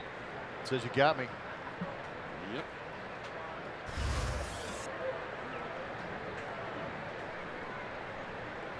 Well, at the time, it didn't seem like a big hit, but Carlos Correa, a.k.a. I Am Groot, hit a little shallow fly ball in the center field. It kept the 5th inning alive. 2 batters later, Marwin Gonzalez would hit his 2nd career grand slam and turn this 1-0 game into a 5-0 game.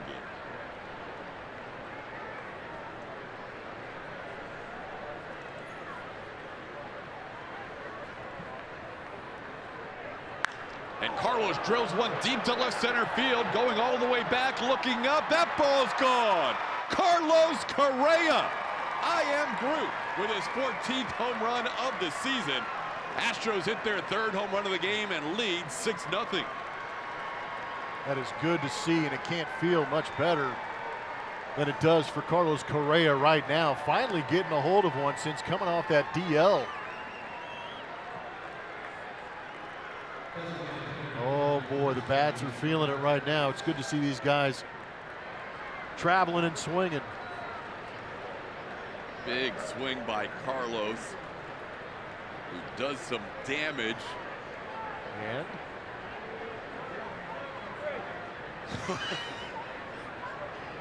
here's Tyler White taking a call straight.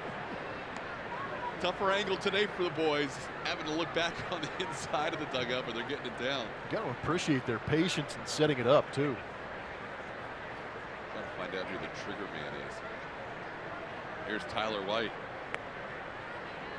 White walked in front of the grand slam his last time up. He's 1 for 2. He's been on base a couple of times.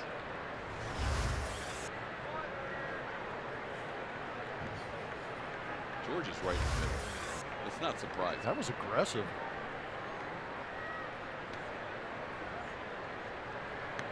The Alex Bregman stare is now a team thing.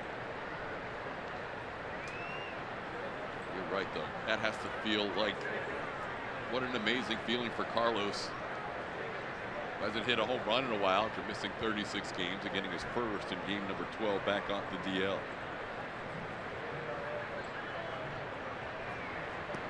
White goes down swinging, and throw will have to be made by Rene Rivera to record the out. But the Astros add to their lead with their 3rd home run of the game. Carlos Correa makes it 6-0. 7th inning stretch time. We're going to send it to Kevin Eschenfelder and Mike Stanton in our rooms to go lounge.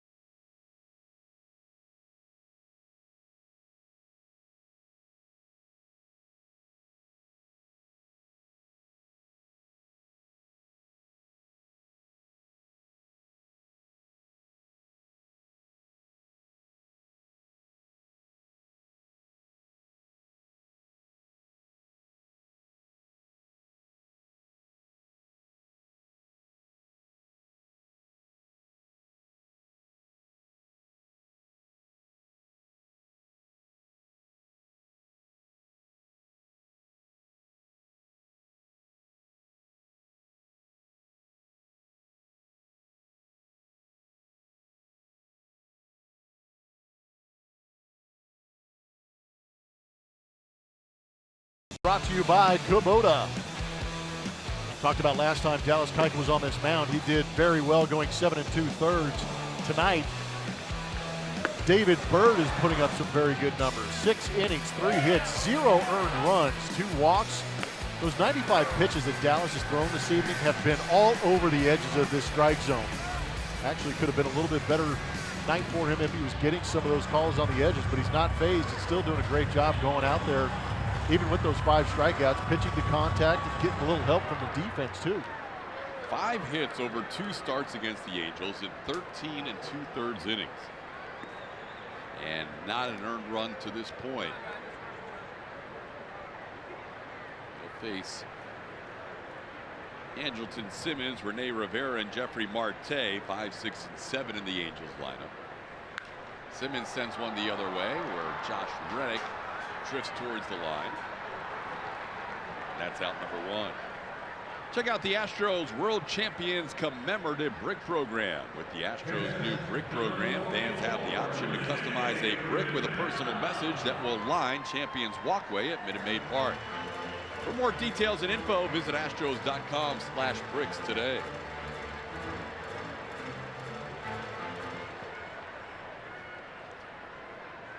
Here's Rivera. Rivera has one of the 3 hits allowed by Keuchel. Astros have not had anybody warming up in their bullpen tonight.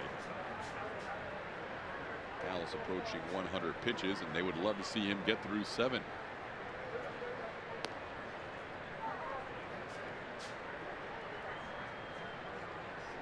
Dallas pitched here the last time around, those 7 2/3 innings. Third most of the season. He's had 2 8-inning appearances. One of them was a complete game in Seattle, and the other one was in Oakland.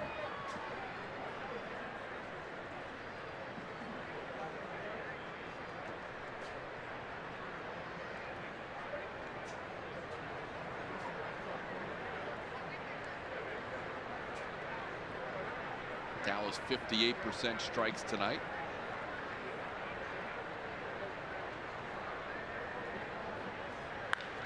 On the ground, backhanded Bregman. He'll take his time and make a high throw, and it's airmailed into the Astros dugout. And the camera well beyond the dugout. Bregman with the throwing error to allow Rivera to reach.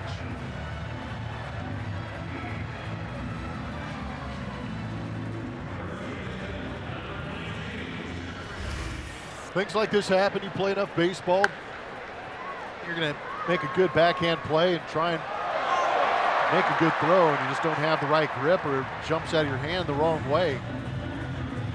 Just fortunate it's happening in a situation where your team is up by 6, but luckily nobody hurt.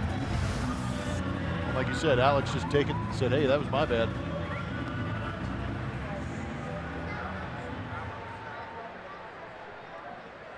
So now Dallas will face Jeffrey Marte, and the Astros do get their bullpen going for the first time. Colin McHugh.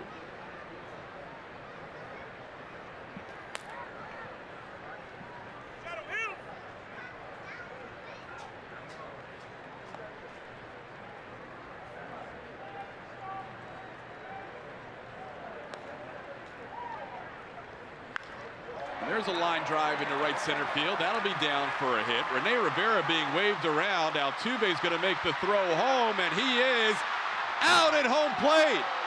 Reddick to Altuve to Maldonado. That preserves the shutout. What a play. So many good, fundamentally sound relay plays from the Houston Astros. Didn't go their way in Oakland, but it was still a phenomenal play. They're going to take a look at this one at home plate. It all starts by the outfielder cutting that ball off and getting a good throw to the relay man. It's also got to be communication between the 2 guys in that relay position, whether or not they have a shot at home plate. Angels are 2 for 2 on their challenges so far tonight. I'm not sure if they're going to win this one. Say they've been pretty good, and I think that glove gets on that wrist.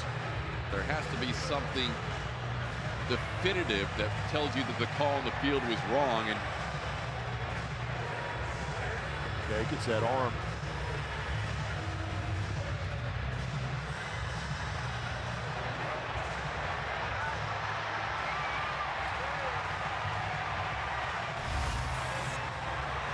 clear and convincing evidence needed that the call in the field was incorrect. Fans here think that Rivera snuck the arm in, but I just love the fact the Astros aren't giving up on plays. They've got a reasonable lead, 6-0. With Josh Reddick hustling over there, cut it off, got the ball to Altuve. And one of the replays, it actually looked like the guy who was playing behind him, Carlos Correa, was actually telling him, give it a shot at home. Slow things down on our Mattress Firm Supermo. The catch Martin gets himself set at home plate very nicely. Is there contact right there? I think the fact that you're not sure makes it questionable enough to not overturn it. Yep.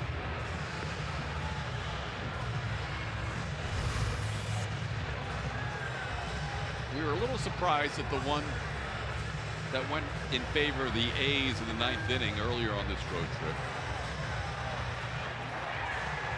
And we're going to get a decision right here. He's still out.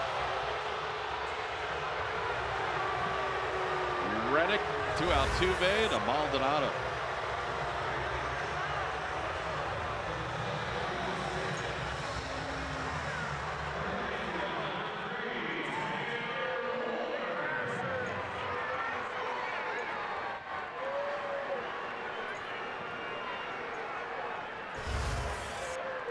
That preserves the shutout for Dallas.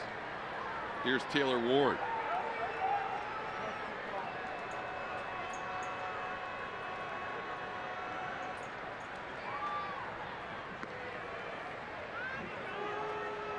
Ward has bounced out a couple of times, once into a fielder's choice. 4th hit allowed by Dallas. 3 singles. That one goes as a single, and Marte taking 2nd on the throw. Ball hit deep to left center field off the bat of Ward, and this ball's gone. Taylor Ward hits his 2nd major league home run. It's now a 6-2 ball game.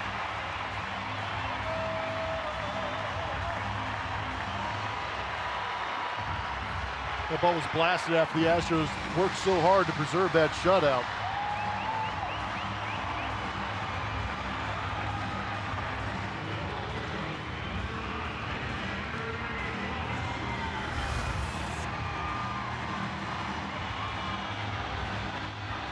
That was a sinker that didn't sink too much, and Ward got all over it.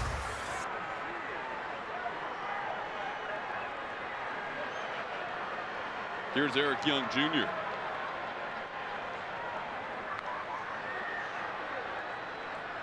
Fouls went out of play.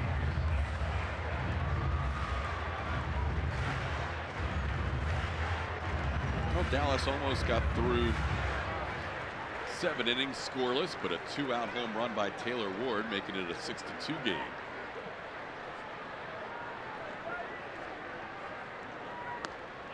Young can't hold up. And Dallas ahead of the count 0-2.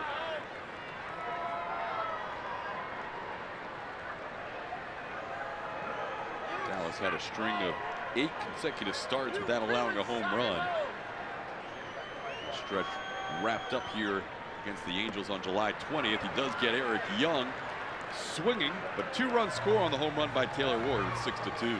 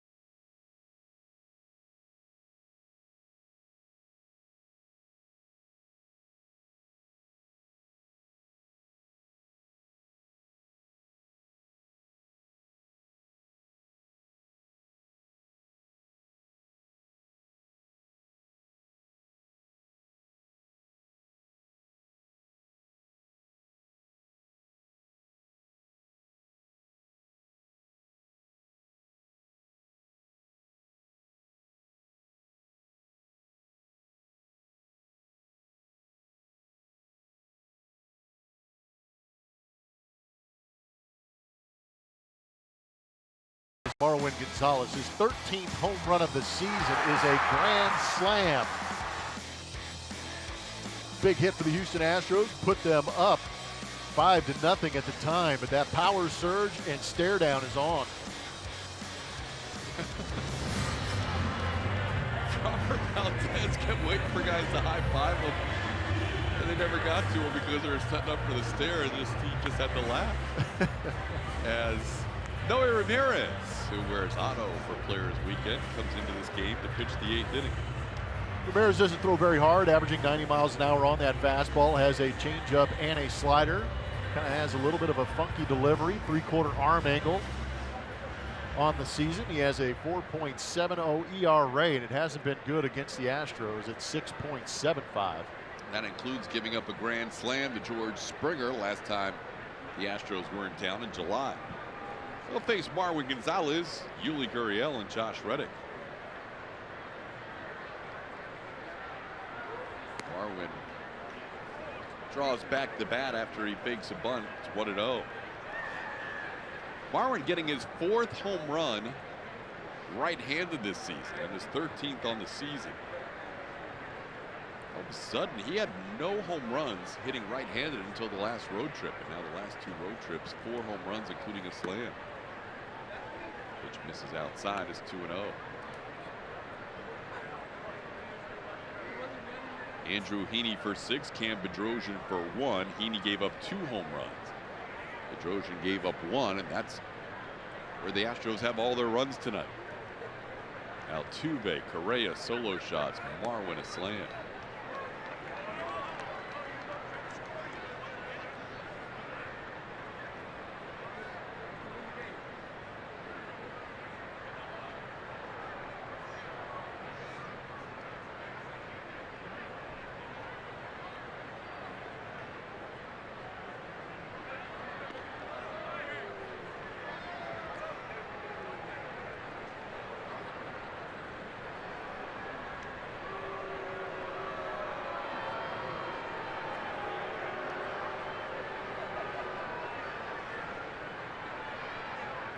Try and jump him here and go from both sides.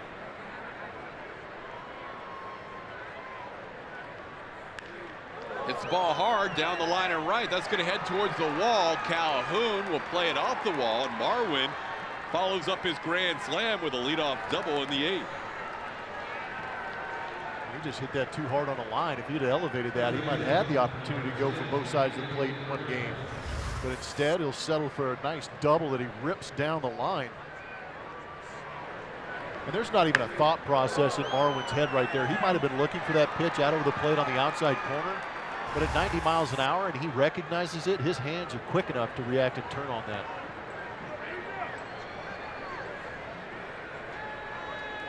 It's just a reaction.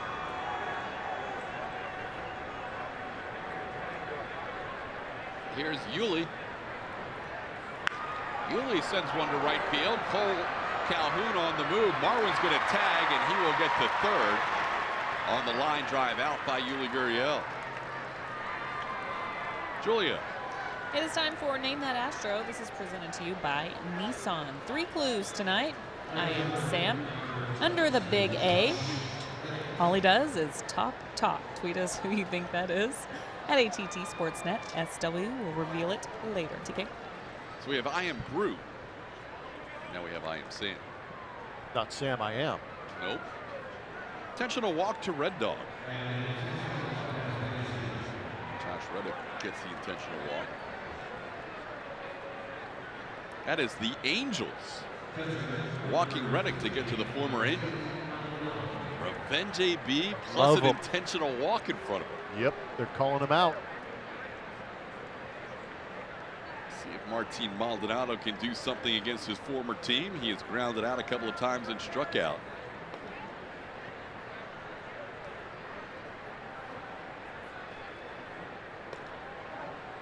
As you might imagine, Maldonado has never faced Noe Ramirez. They played on the same side. First time they're going head to head here.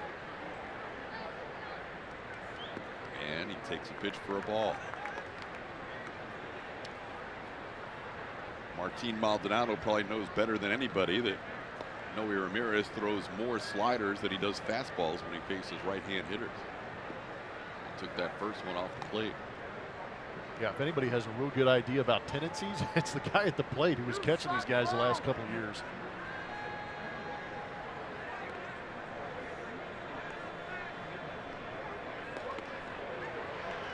Well, got another slider and missed it. It's 1-1.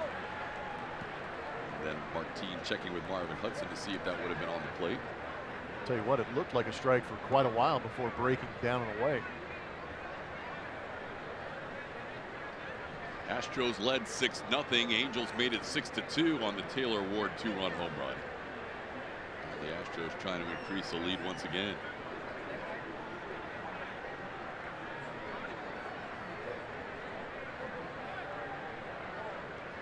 Round the bunt, and he takes a pitch. Marwin will have to hustle back to third, which he does. Marwin's been all over the bases. Got back in a hurry to tag up on the Yuli fly ball to right, and now he had to hustle back to third. Yeah, that's a first and third situation where you sometimes see the bunt to first, and I think Marwin trying to get a jump on it to make sure that he gets a good jump to score. Almost got picked off.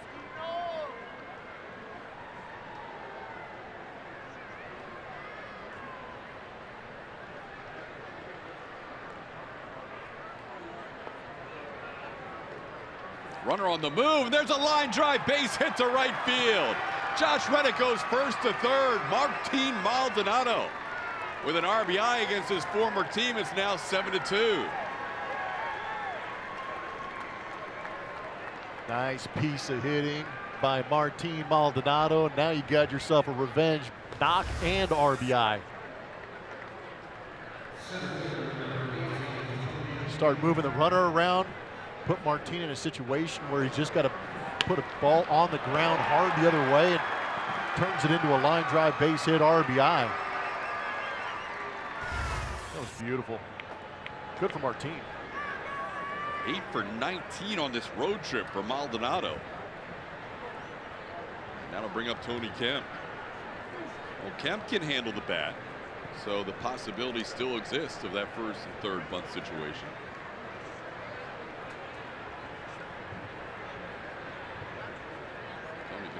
Beat out a bunt too. He's swinging away and grounds one towards second. Fletcher to short for one, and Simmons with the turn and the double play.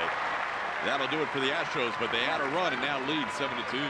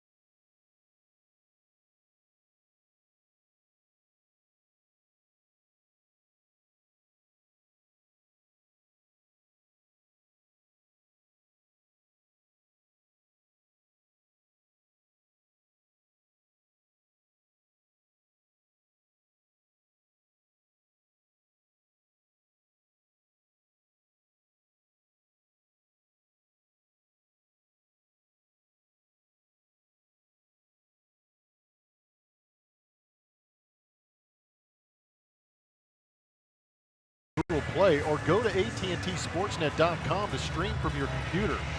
Log in with your cable account information and you're all set. Available to customers whose TV subscription includes AT&T Sportsnet, subject to blackouts. Blackouts, territory restrictions do apply. 8th inning baseball. The Astros go to their bullpen for the first time. Solid 7 innings for Dallas Keuchel. A little disappointed, I'm sure, that he allowed that 2-out, 2-run home run in the in the seventh to Taylor Ward. But other than that, he was locked down, and now it's Colin McHugh's turn. McHugh, according to the back of the uniform, got a signed baseball from a youngster who phonetically spelled out his name for him, so he went with it, which is a nice gesture. 43 games this season, still a very good ERA at 1.54. That whip well under 1. Yeah, he said he wanted to honor his little buddy Colin Clements, who spelled his name phonetically on a baseball he signed, M-U-Q. This makes sense, McHugh. He'll face the top of the order, Cole Calhoun, David Fletcher, and Mike Trout. Calhoun pops one into left field. Marwin hardly has to move. And after running the bases in the last inning, I'm sure he's pleased with that. There's one away. Tonight's attendance brought to you by Cricket. 42,788 fans here watching the Astros and Angels go at it. It's been a disappointing year for Angels fans as they have watched their team deal with more and more injuries this season. They have used a total of 34 pitchers this year. And we still haven't even expanded rosters in September. Here's David Fletcher.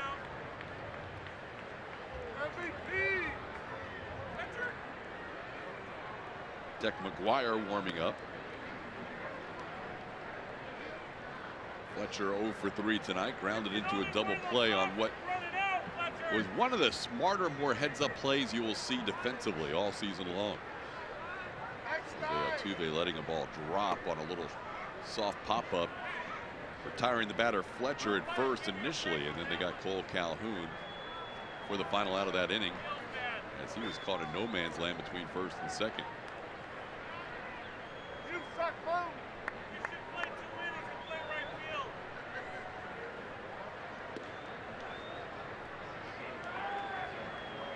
3-1 the count to Fletcher. Play one down, Fletcher. Next time we'll run out the walk.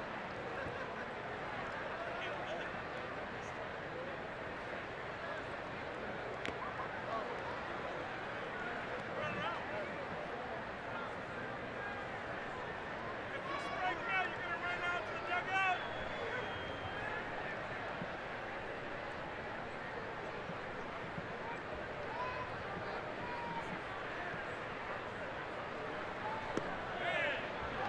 And McHugh walks the Angels' second baseman.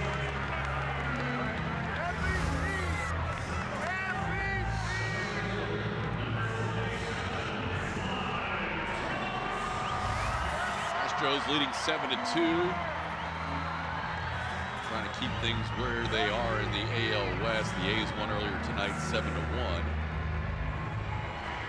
Mariners also won on the road tonight. They're in Arizona. They won their game 6-3. Astros trying to maintain a 1.5 game lead over the A's and a 5.5 game lead over the Mariners as Trout lines a single into left field. So walking now a single, and the Angels have 2 on with 1 out in the 8th.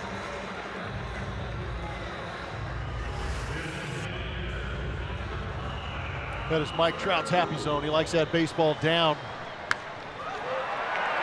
He has an amazing ability to go after that baseball with a pretty steep attack angle, but still can get underneath it and hit it hard. We see what he does against low pitches. 351. Albert Pujols 0 for 2 with a walk.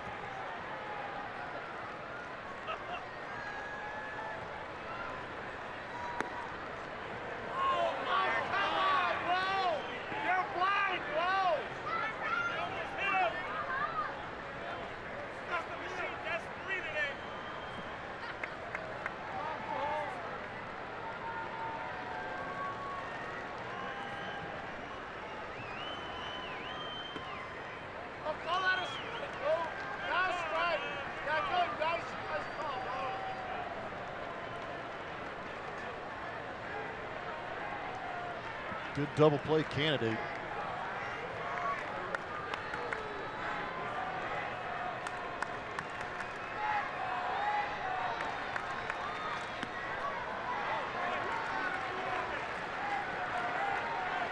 Colin down in the count, 2-1. Final line on Dallas Keuchel, 7 innings of 5 hit baseball. He allowed 2 runs, walked 1, struck out 6. Home run accounting for both runs. They were earned runs, even though there was an error in that inning.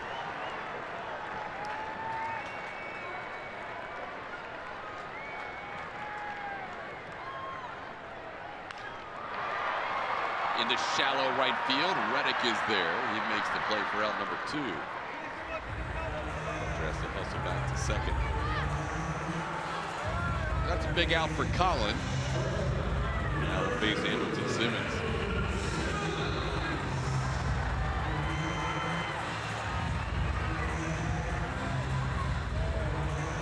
Brett Strom on his way to the mound to have a conversation. You can also see that Martin Maldonado's pulled out the cheat sheet that he works with out of his back pocket.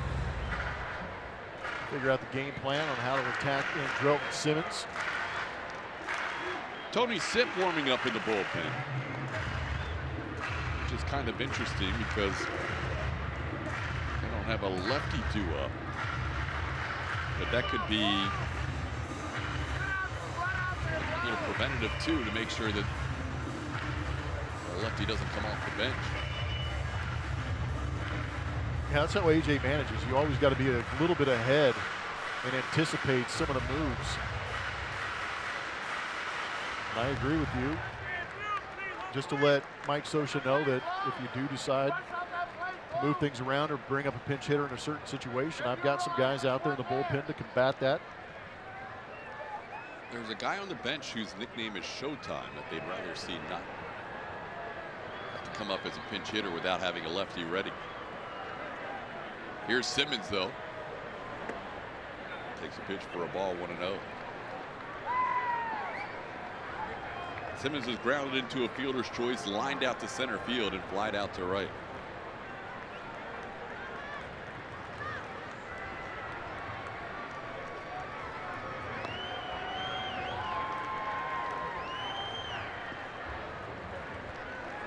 Colin walked David Fletcher. He was missing a little bit on the glove side.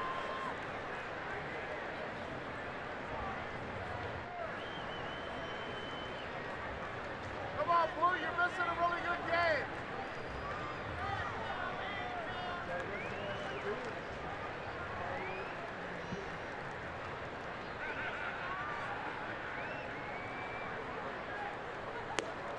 There's good breaking ball for a strike. It's 2-1. Yeah, good idea. I thought he might have gone to that slider.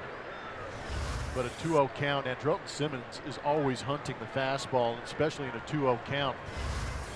Good pitch by Colin. When Colin pitched in Seattle and gave up that 3-run home run to Robinson Cano, it was the first time all year he allowed more than 1 run in an outing.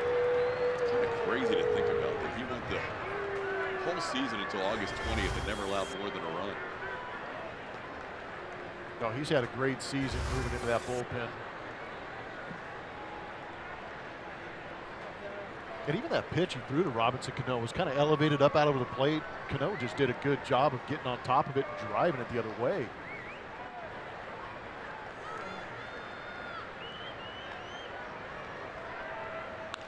There's a ball in the left field for a base hit. Being waved around third is Fletcher. Marwin Gonzalez with the throw home, and Fletcher is safe. 7-3 game on the RBI single by Simmons. Good effort by Marwin, but that was another breaking ball down that Simmons went down and got.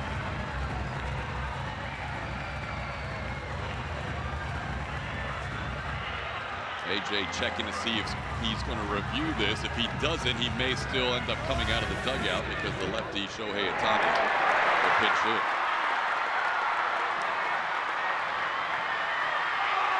Tell you what, for an infielder, Marwin has a very good arm in the outfield. Accurate, too.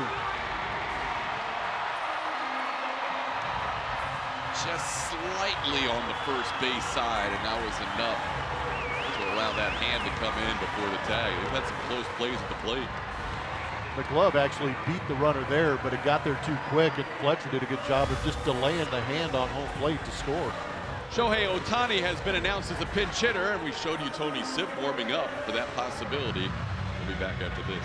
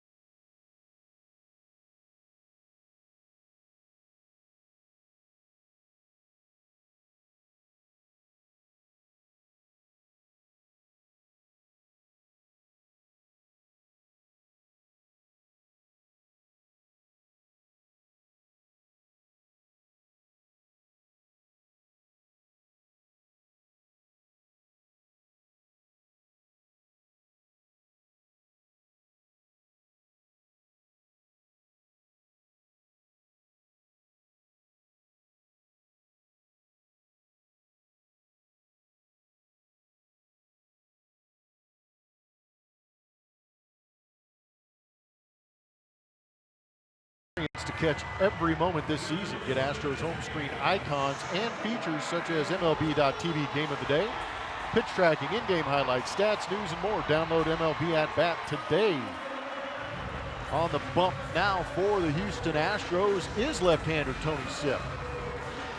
Tony Sipp takes over, appearing in his 41st game of the year to match up against the lefty Shohei Ohtani. Ohtani hit a pinch hit 3-run home run on Saturday. His 13th home run of the year. He pinch hits here with 2 on and 2 outs in a 4-run game in the 8th. Now's the first pitch from Sipp out of play.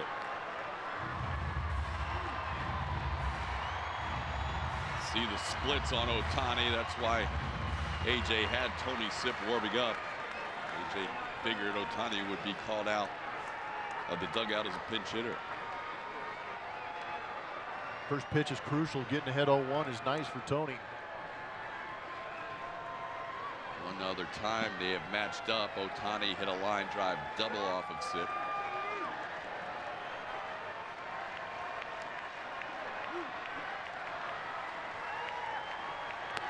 Tony ahead here 0-2 as he gets him to chase the fastball up.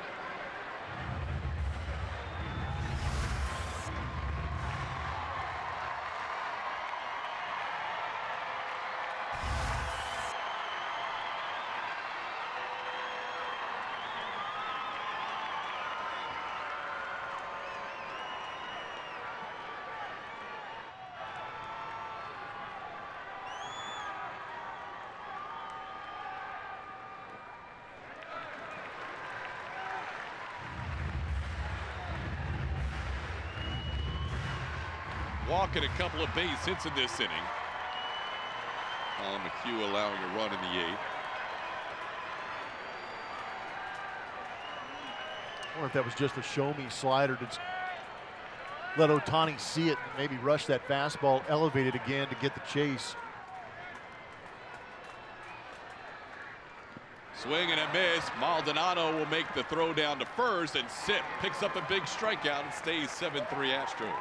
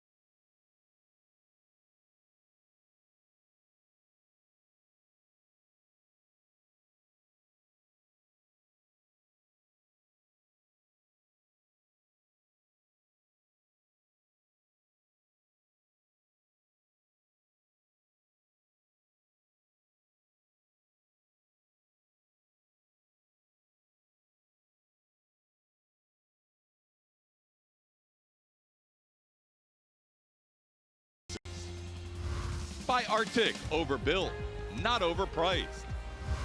And by Jack in the Box. Try something different like Jack's Teriyaki Bowls for a limited time only. From Southern California, glad you could join us on this Friday night. Todd Callis, Jeff Lund, Julian Morales from Angel Stadium, where the Astros have led early. Marwin Gonzalez, a key contributor to that 5-0 lead after his grand slam. Carlos Correa and Jose Altuve with solo home runs. It's now 7-3 as we head to the 9th, and Deck McGuire is the new pitcher. Yeah, pretty simple on the back of the jersey with his nickname, just the first name Deck. 14 games between Toronto and these Angels. 30 1/3 innings pitched, 26 strikeouts, 18 walks in those 30 1/3. He is fastball, changeup, curveball, slider. Right-handed hitters he's going to face here. The top three for the Astros. 53% of the time fastball. The other opportunities he's going to throw a slider. And starts off Bregman with that slider for ball one. Alex has reached base with a single back in the 5th inning. He is 1 for 4 tonight.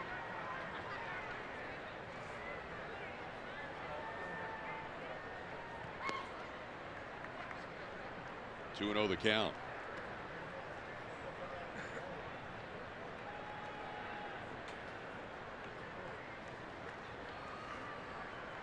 Bregman, Altuve, and Correa in the 9th.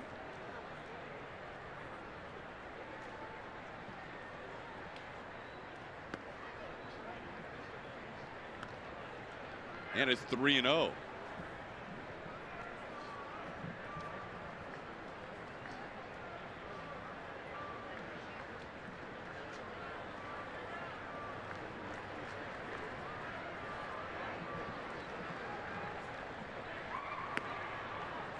Here's a called strike.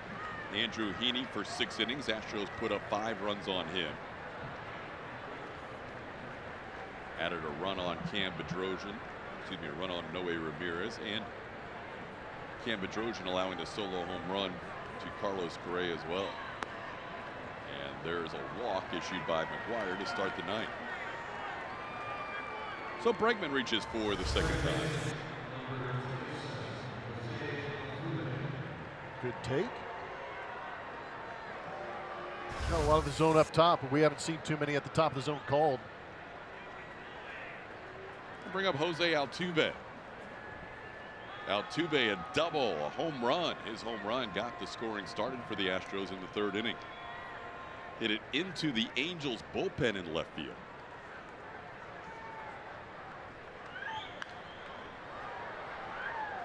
And he just puts one into the booth, 2 to our right to start this at bat.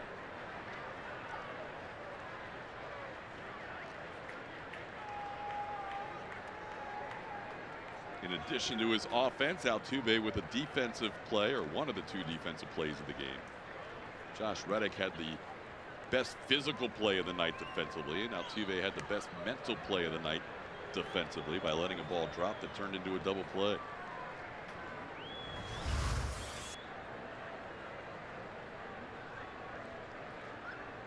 It's a pretty nasty breaking ball from McGuire.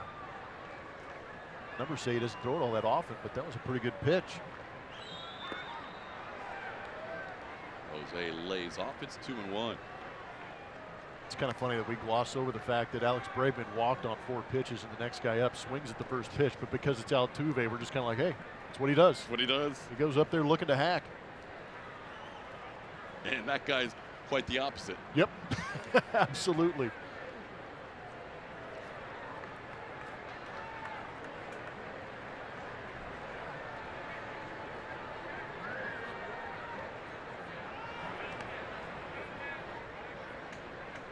McGuire, 29-year-old, Blummer mentioned, started in Toronto this year. Appeared in 4 games with the Blue Jays. His final game as a Blue Jay was against the Angels. He was designated for assignment, and the Rangers claimed him.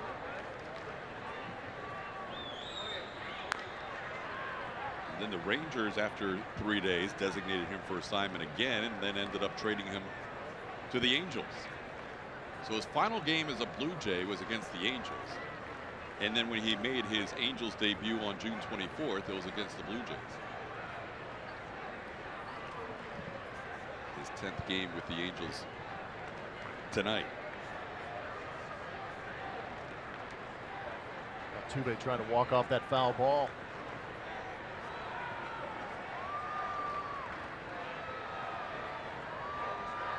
You could argue McGuire has a relatively good fastball, low to mid-90s. We've seen a couple of good secondary pitches. It's just a matter of command.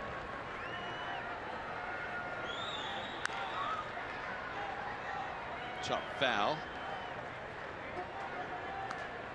But just in watching that delivery, it's pretty violent coming towards home plate. Might be tough to repeat and find that release point consistently. Last year he was with the Reds. Couple of starts and 4 out of the bullpen in his first taste of the major leagues.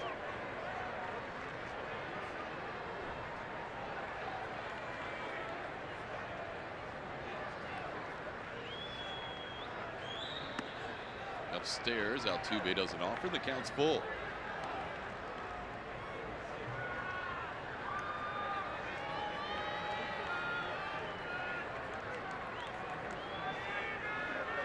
Saw Carlos Correa come off the DL in the last homestand. George Springer came off the DL on the first leg of this road trip, and we haven't seen Springer play since that first inning. Jose Altuve coming back in Seattle. Slowly but surely, guys finding their way back to the active roster. Jake Marisnick played for AAA Fresno tonight.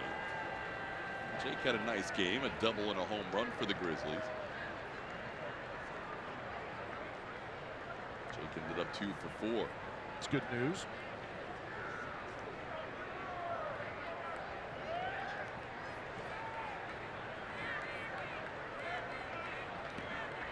So there's going to be a lot of decisions that will need to be made, and perhaps some of them won't happen until the rosters expand on September 1st. But within a short amount of time, A.J. Hinch will have extra bodies like a Jake Marisnick, like a Brian McCann, like a Chris Davinsky. Hopefully Lance McCullers is not too far behind them. There goes the runner on the 3-2 pitch. It is a called third strike on Altuve. This will be a stolen base for Bregman. Alex gets his 10th steal. Altuve down on strikes.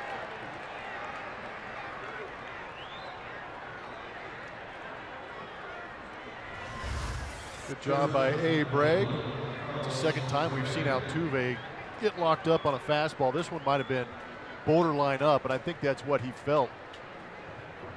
But Alex did a good job in sliding away from the tag to get in there safely.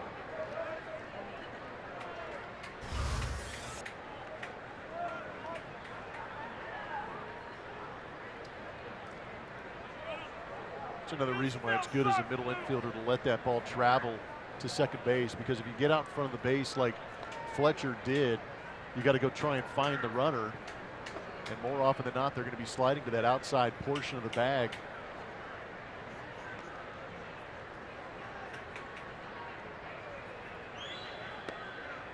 Alex joins Jose Altuve in the double-digit stolen base department.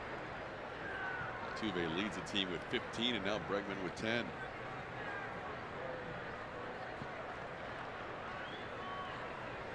Carlos Correa single and a home run his last 2 at-bats.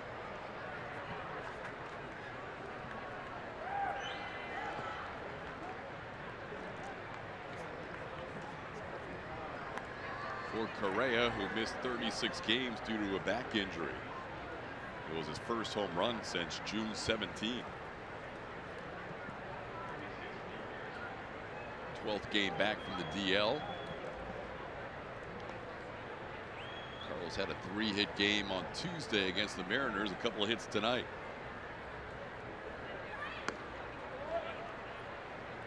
Two and 1 the count.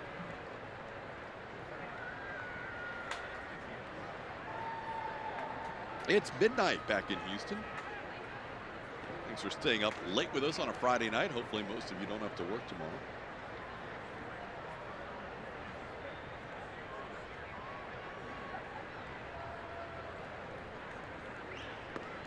Three and 1 to count.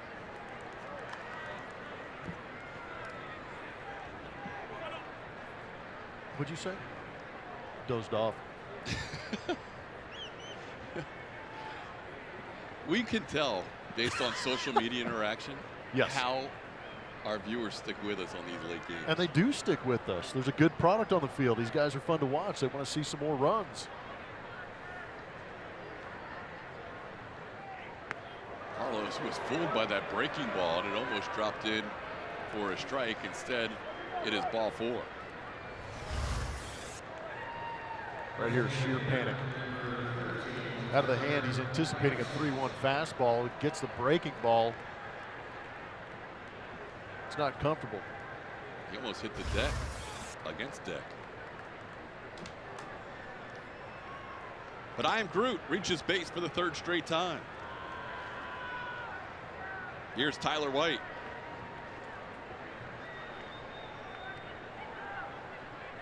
He's been on base a couple of times, single and a walk.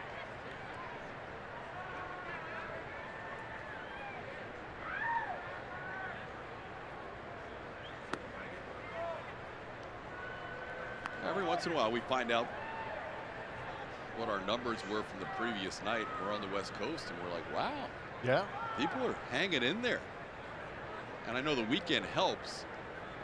Maybe a Friday night after midnight crowd, maybe a little larger than a Tuesday or Wednesday, but we appreciate fans that stick through these late games from the West Coast. There's a ball hit down the left field line, and it's worth your wait because here comes one run. Carlos Correa digging for third. He'll be waved around. He'll score. 2 more RBIs for the Great White Shark, and the Astros lead 9-3.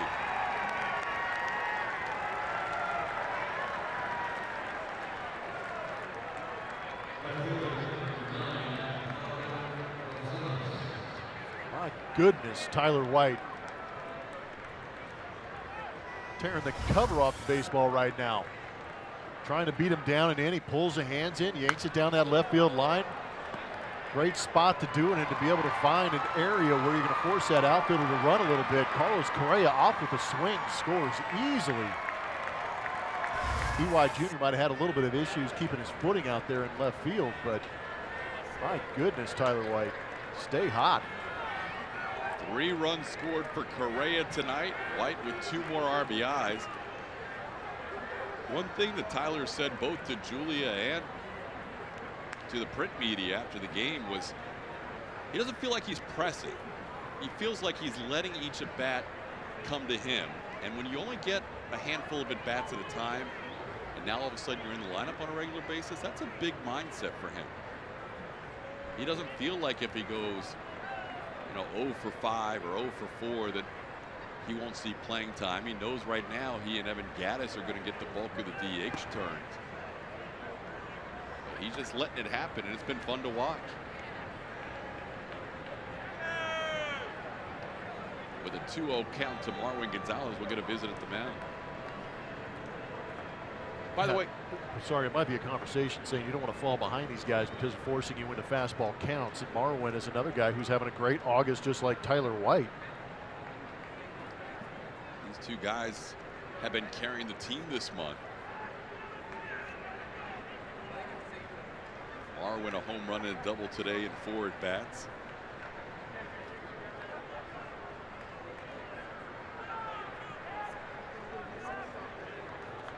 Marwin is now 24 for 73 in the month of August, with 7 of his 13 home runs.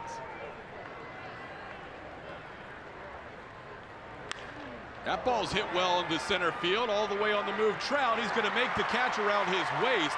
Tyler White will be picked off second base as he thought that was going to drop in for a hit. Nice catch by Trout. They turn a double play to end the inning. It is 9-3 Astros.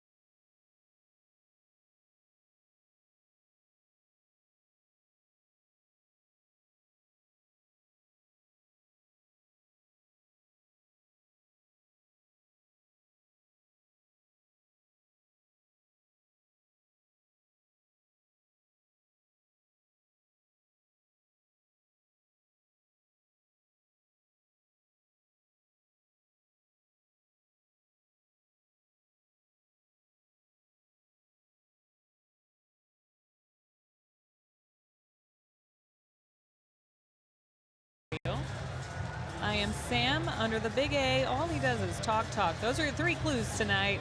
It's Sparky, Steve Sparks, our friend up there. Right now he's trying to figure out who's on his monitor. And I think he just figured it out.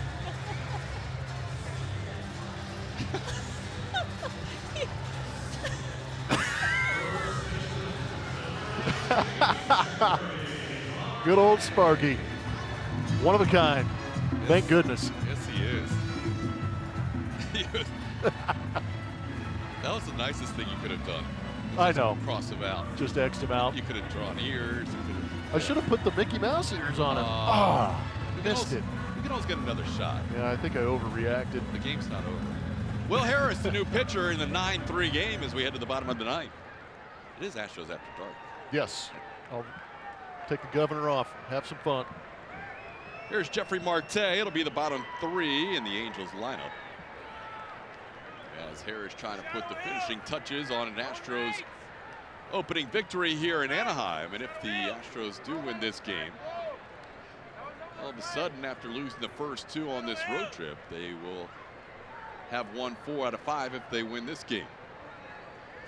Road trip starting out in Oakland. They lost the first 2 there, won the final game of that series to maintain a 1-game lead in the AL West after the A's had tied them.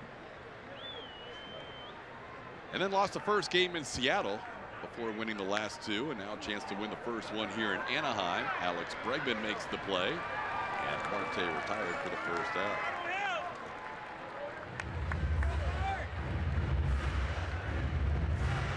Some numbers on Will Harris this season. 50 appearances out of that bullpen. Record is at 3-3. Opponent batting average pretty good at 247. Really been tough on those right-handed hitters. Again, that fastball, the low to mid 90s. When he's going really well, he has that natural cut to the fastball. And that breaking ball we just saw turn into a ground ball to Alex Bregman is that traditional 12-6. Faces Taylor Ward, who was responsible for 2 of the 3 runs tonight for the Angels with that home run, his second of his big league career. Ward just came up 10 days ago, so 2 home runs in 9 games in an Angels uniform.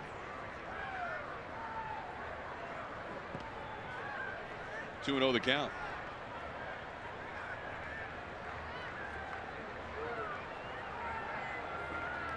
Two runs against Dallas Keuchel on that home run. Colin McHugh allowed a run in 2/3 of an inning. Tony Sipp a big strikeout of the pinch hitter Shohei Ohtani to get through the 8th, and now Will Harris in the 9th.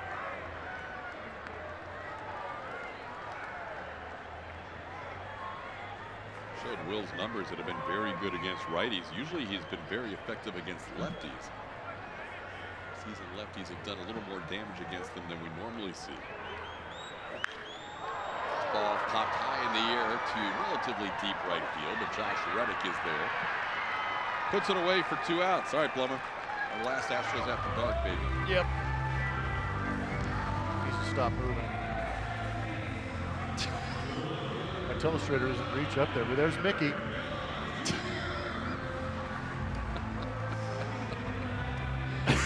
M-I-C. I love well, actually, we should go the other way. He is playing along. S-P-A-R-K-Y. M-O-U-S-E. Sparky Mouse. He's supposedly working over there, right? I think Robert's working solo this inning. There's a ball drop out at the plate. Hey, there we go. 2 best friends anybody could have. There we go. Robert Ford on the right.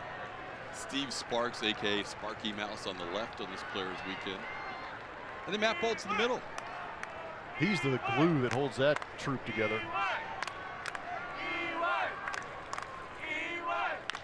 Ground ball towards the middle. Altuve's there on 2 hops, and this game is over. The Astros win it 9-3, and they take the first game of this 3-game set from the Angels. In the process, they maintain their 1.5-game lead over the Oakland A's in the AL West. A lot of offense tonight to talk about. We'll have more from Anaheim, including the post-game show coming up right after this.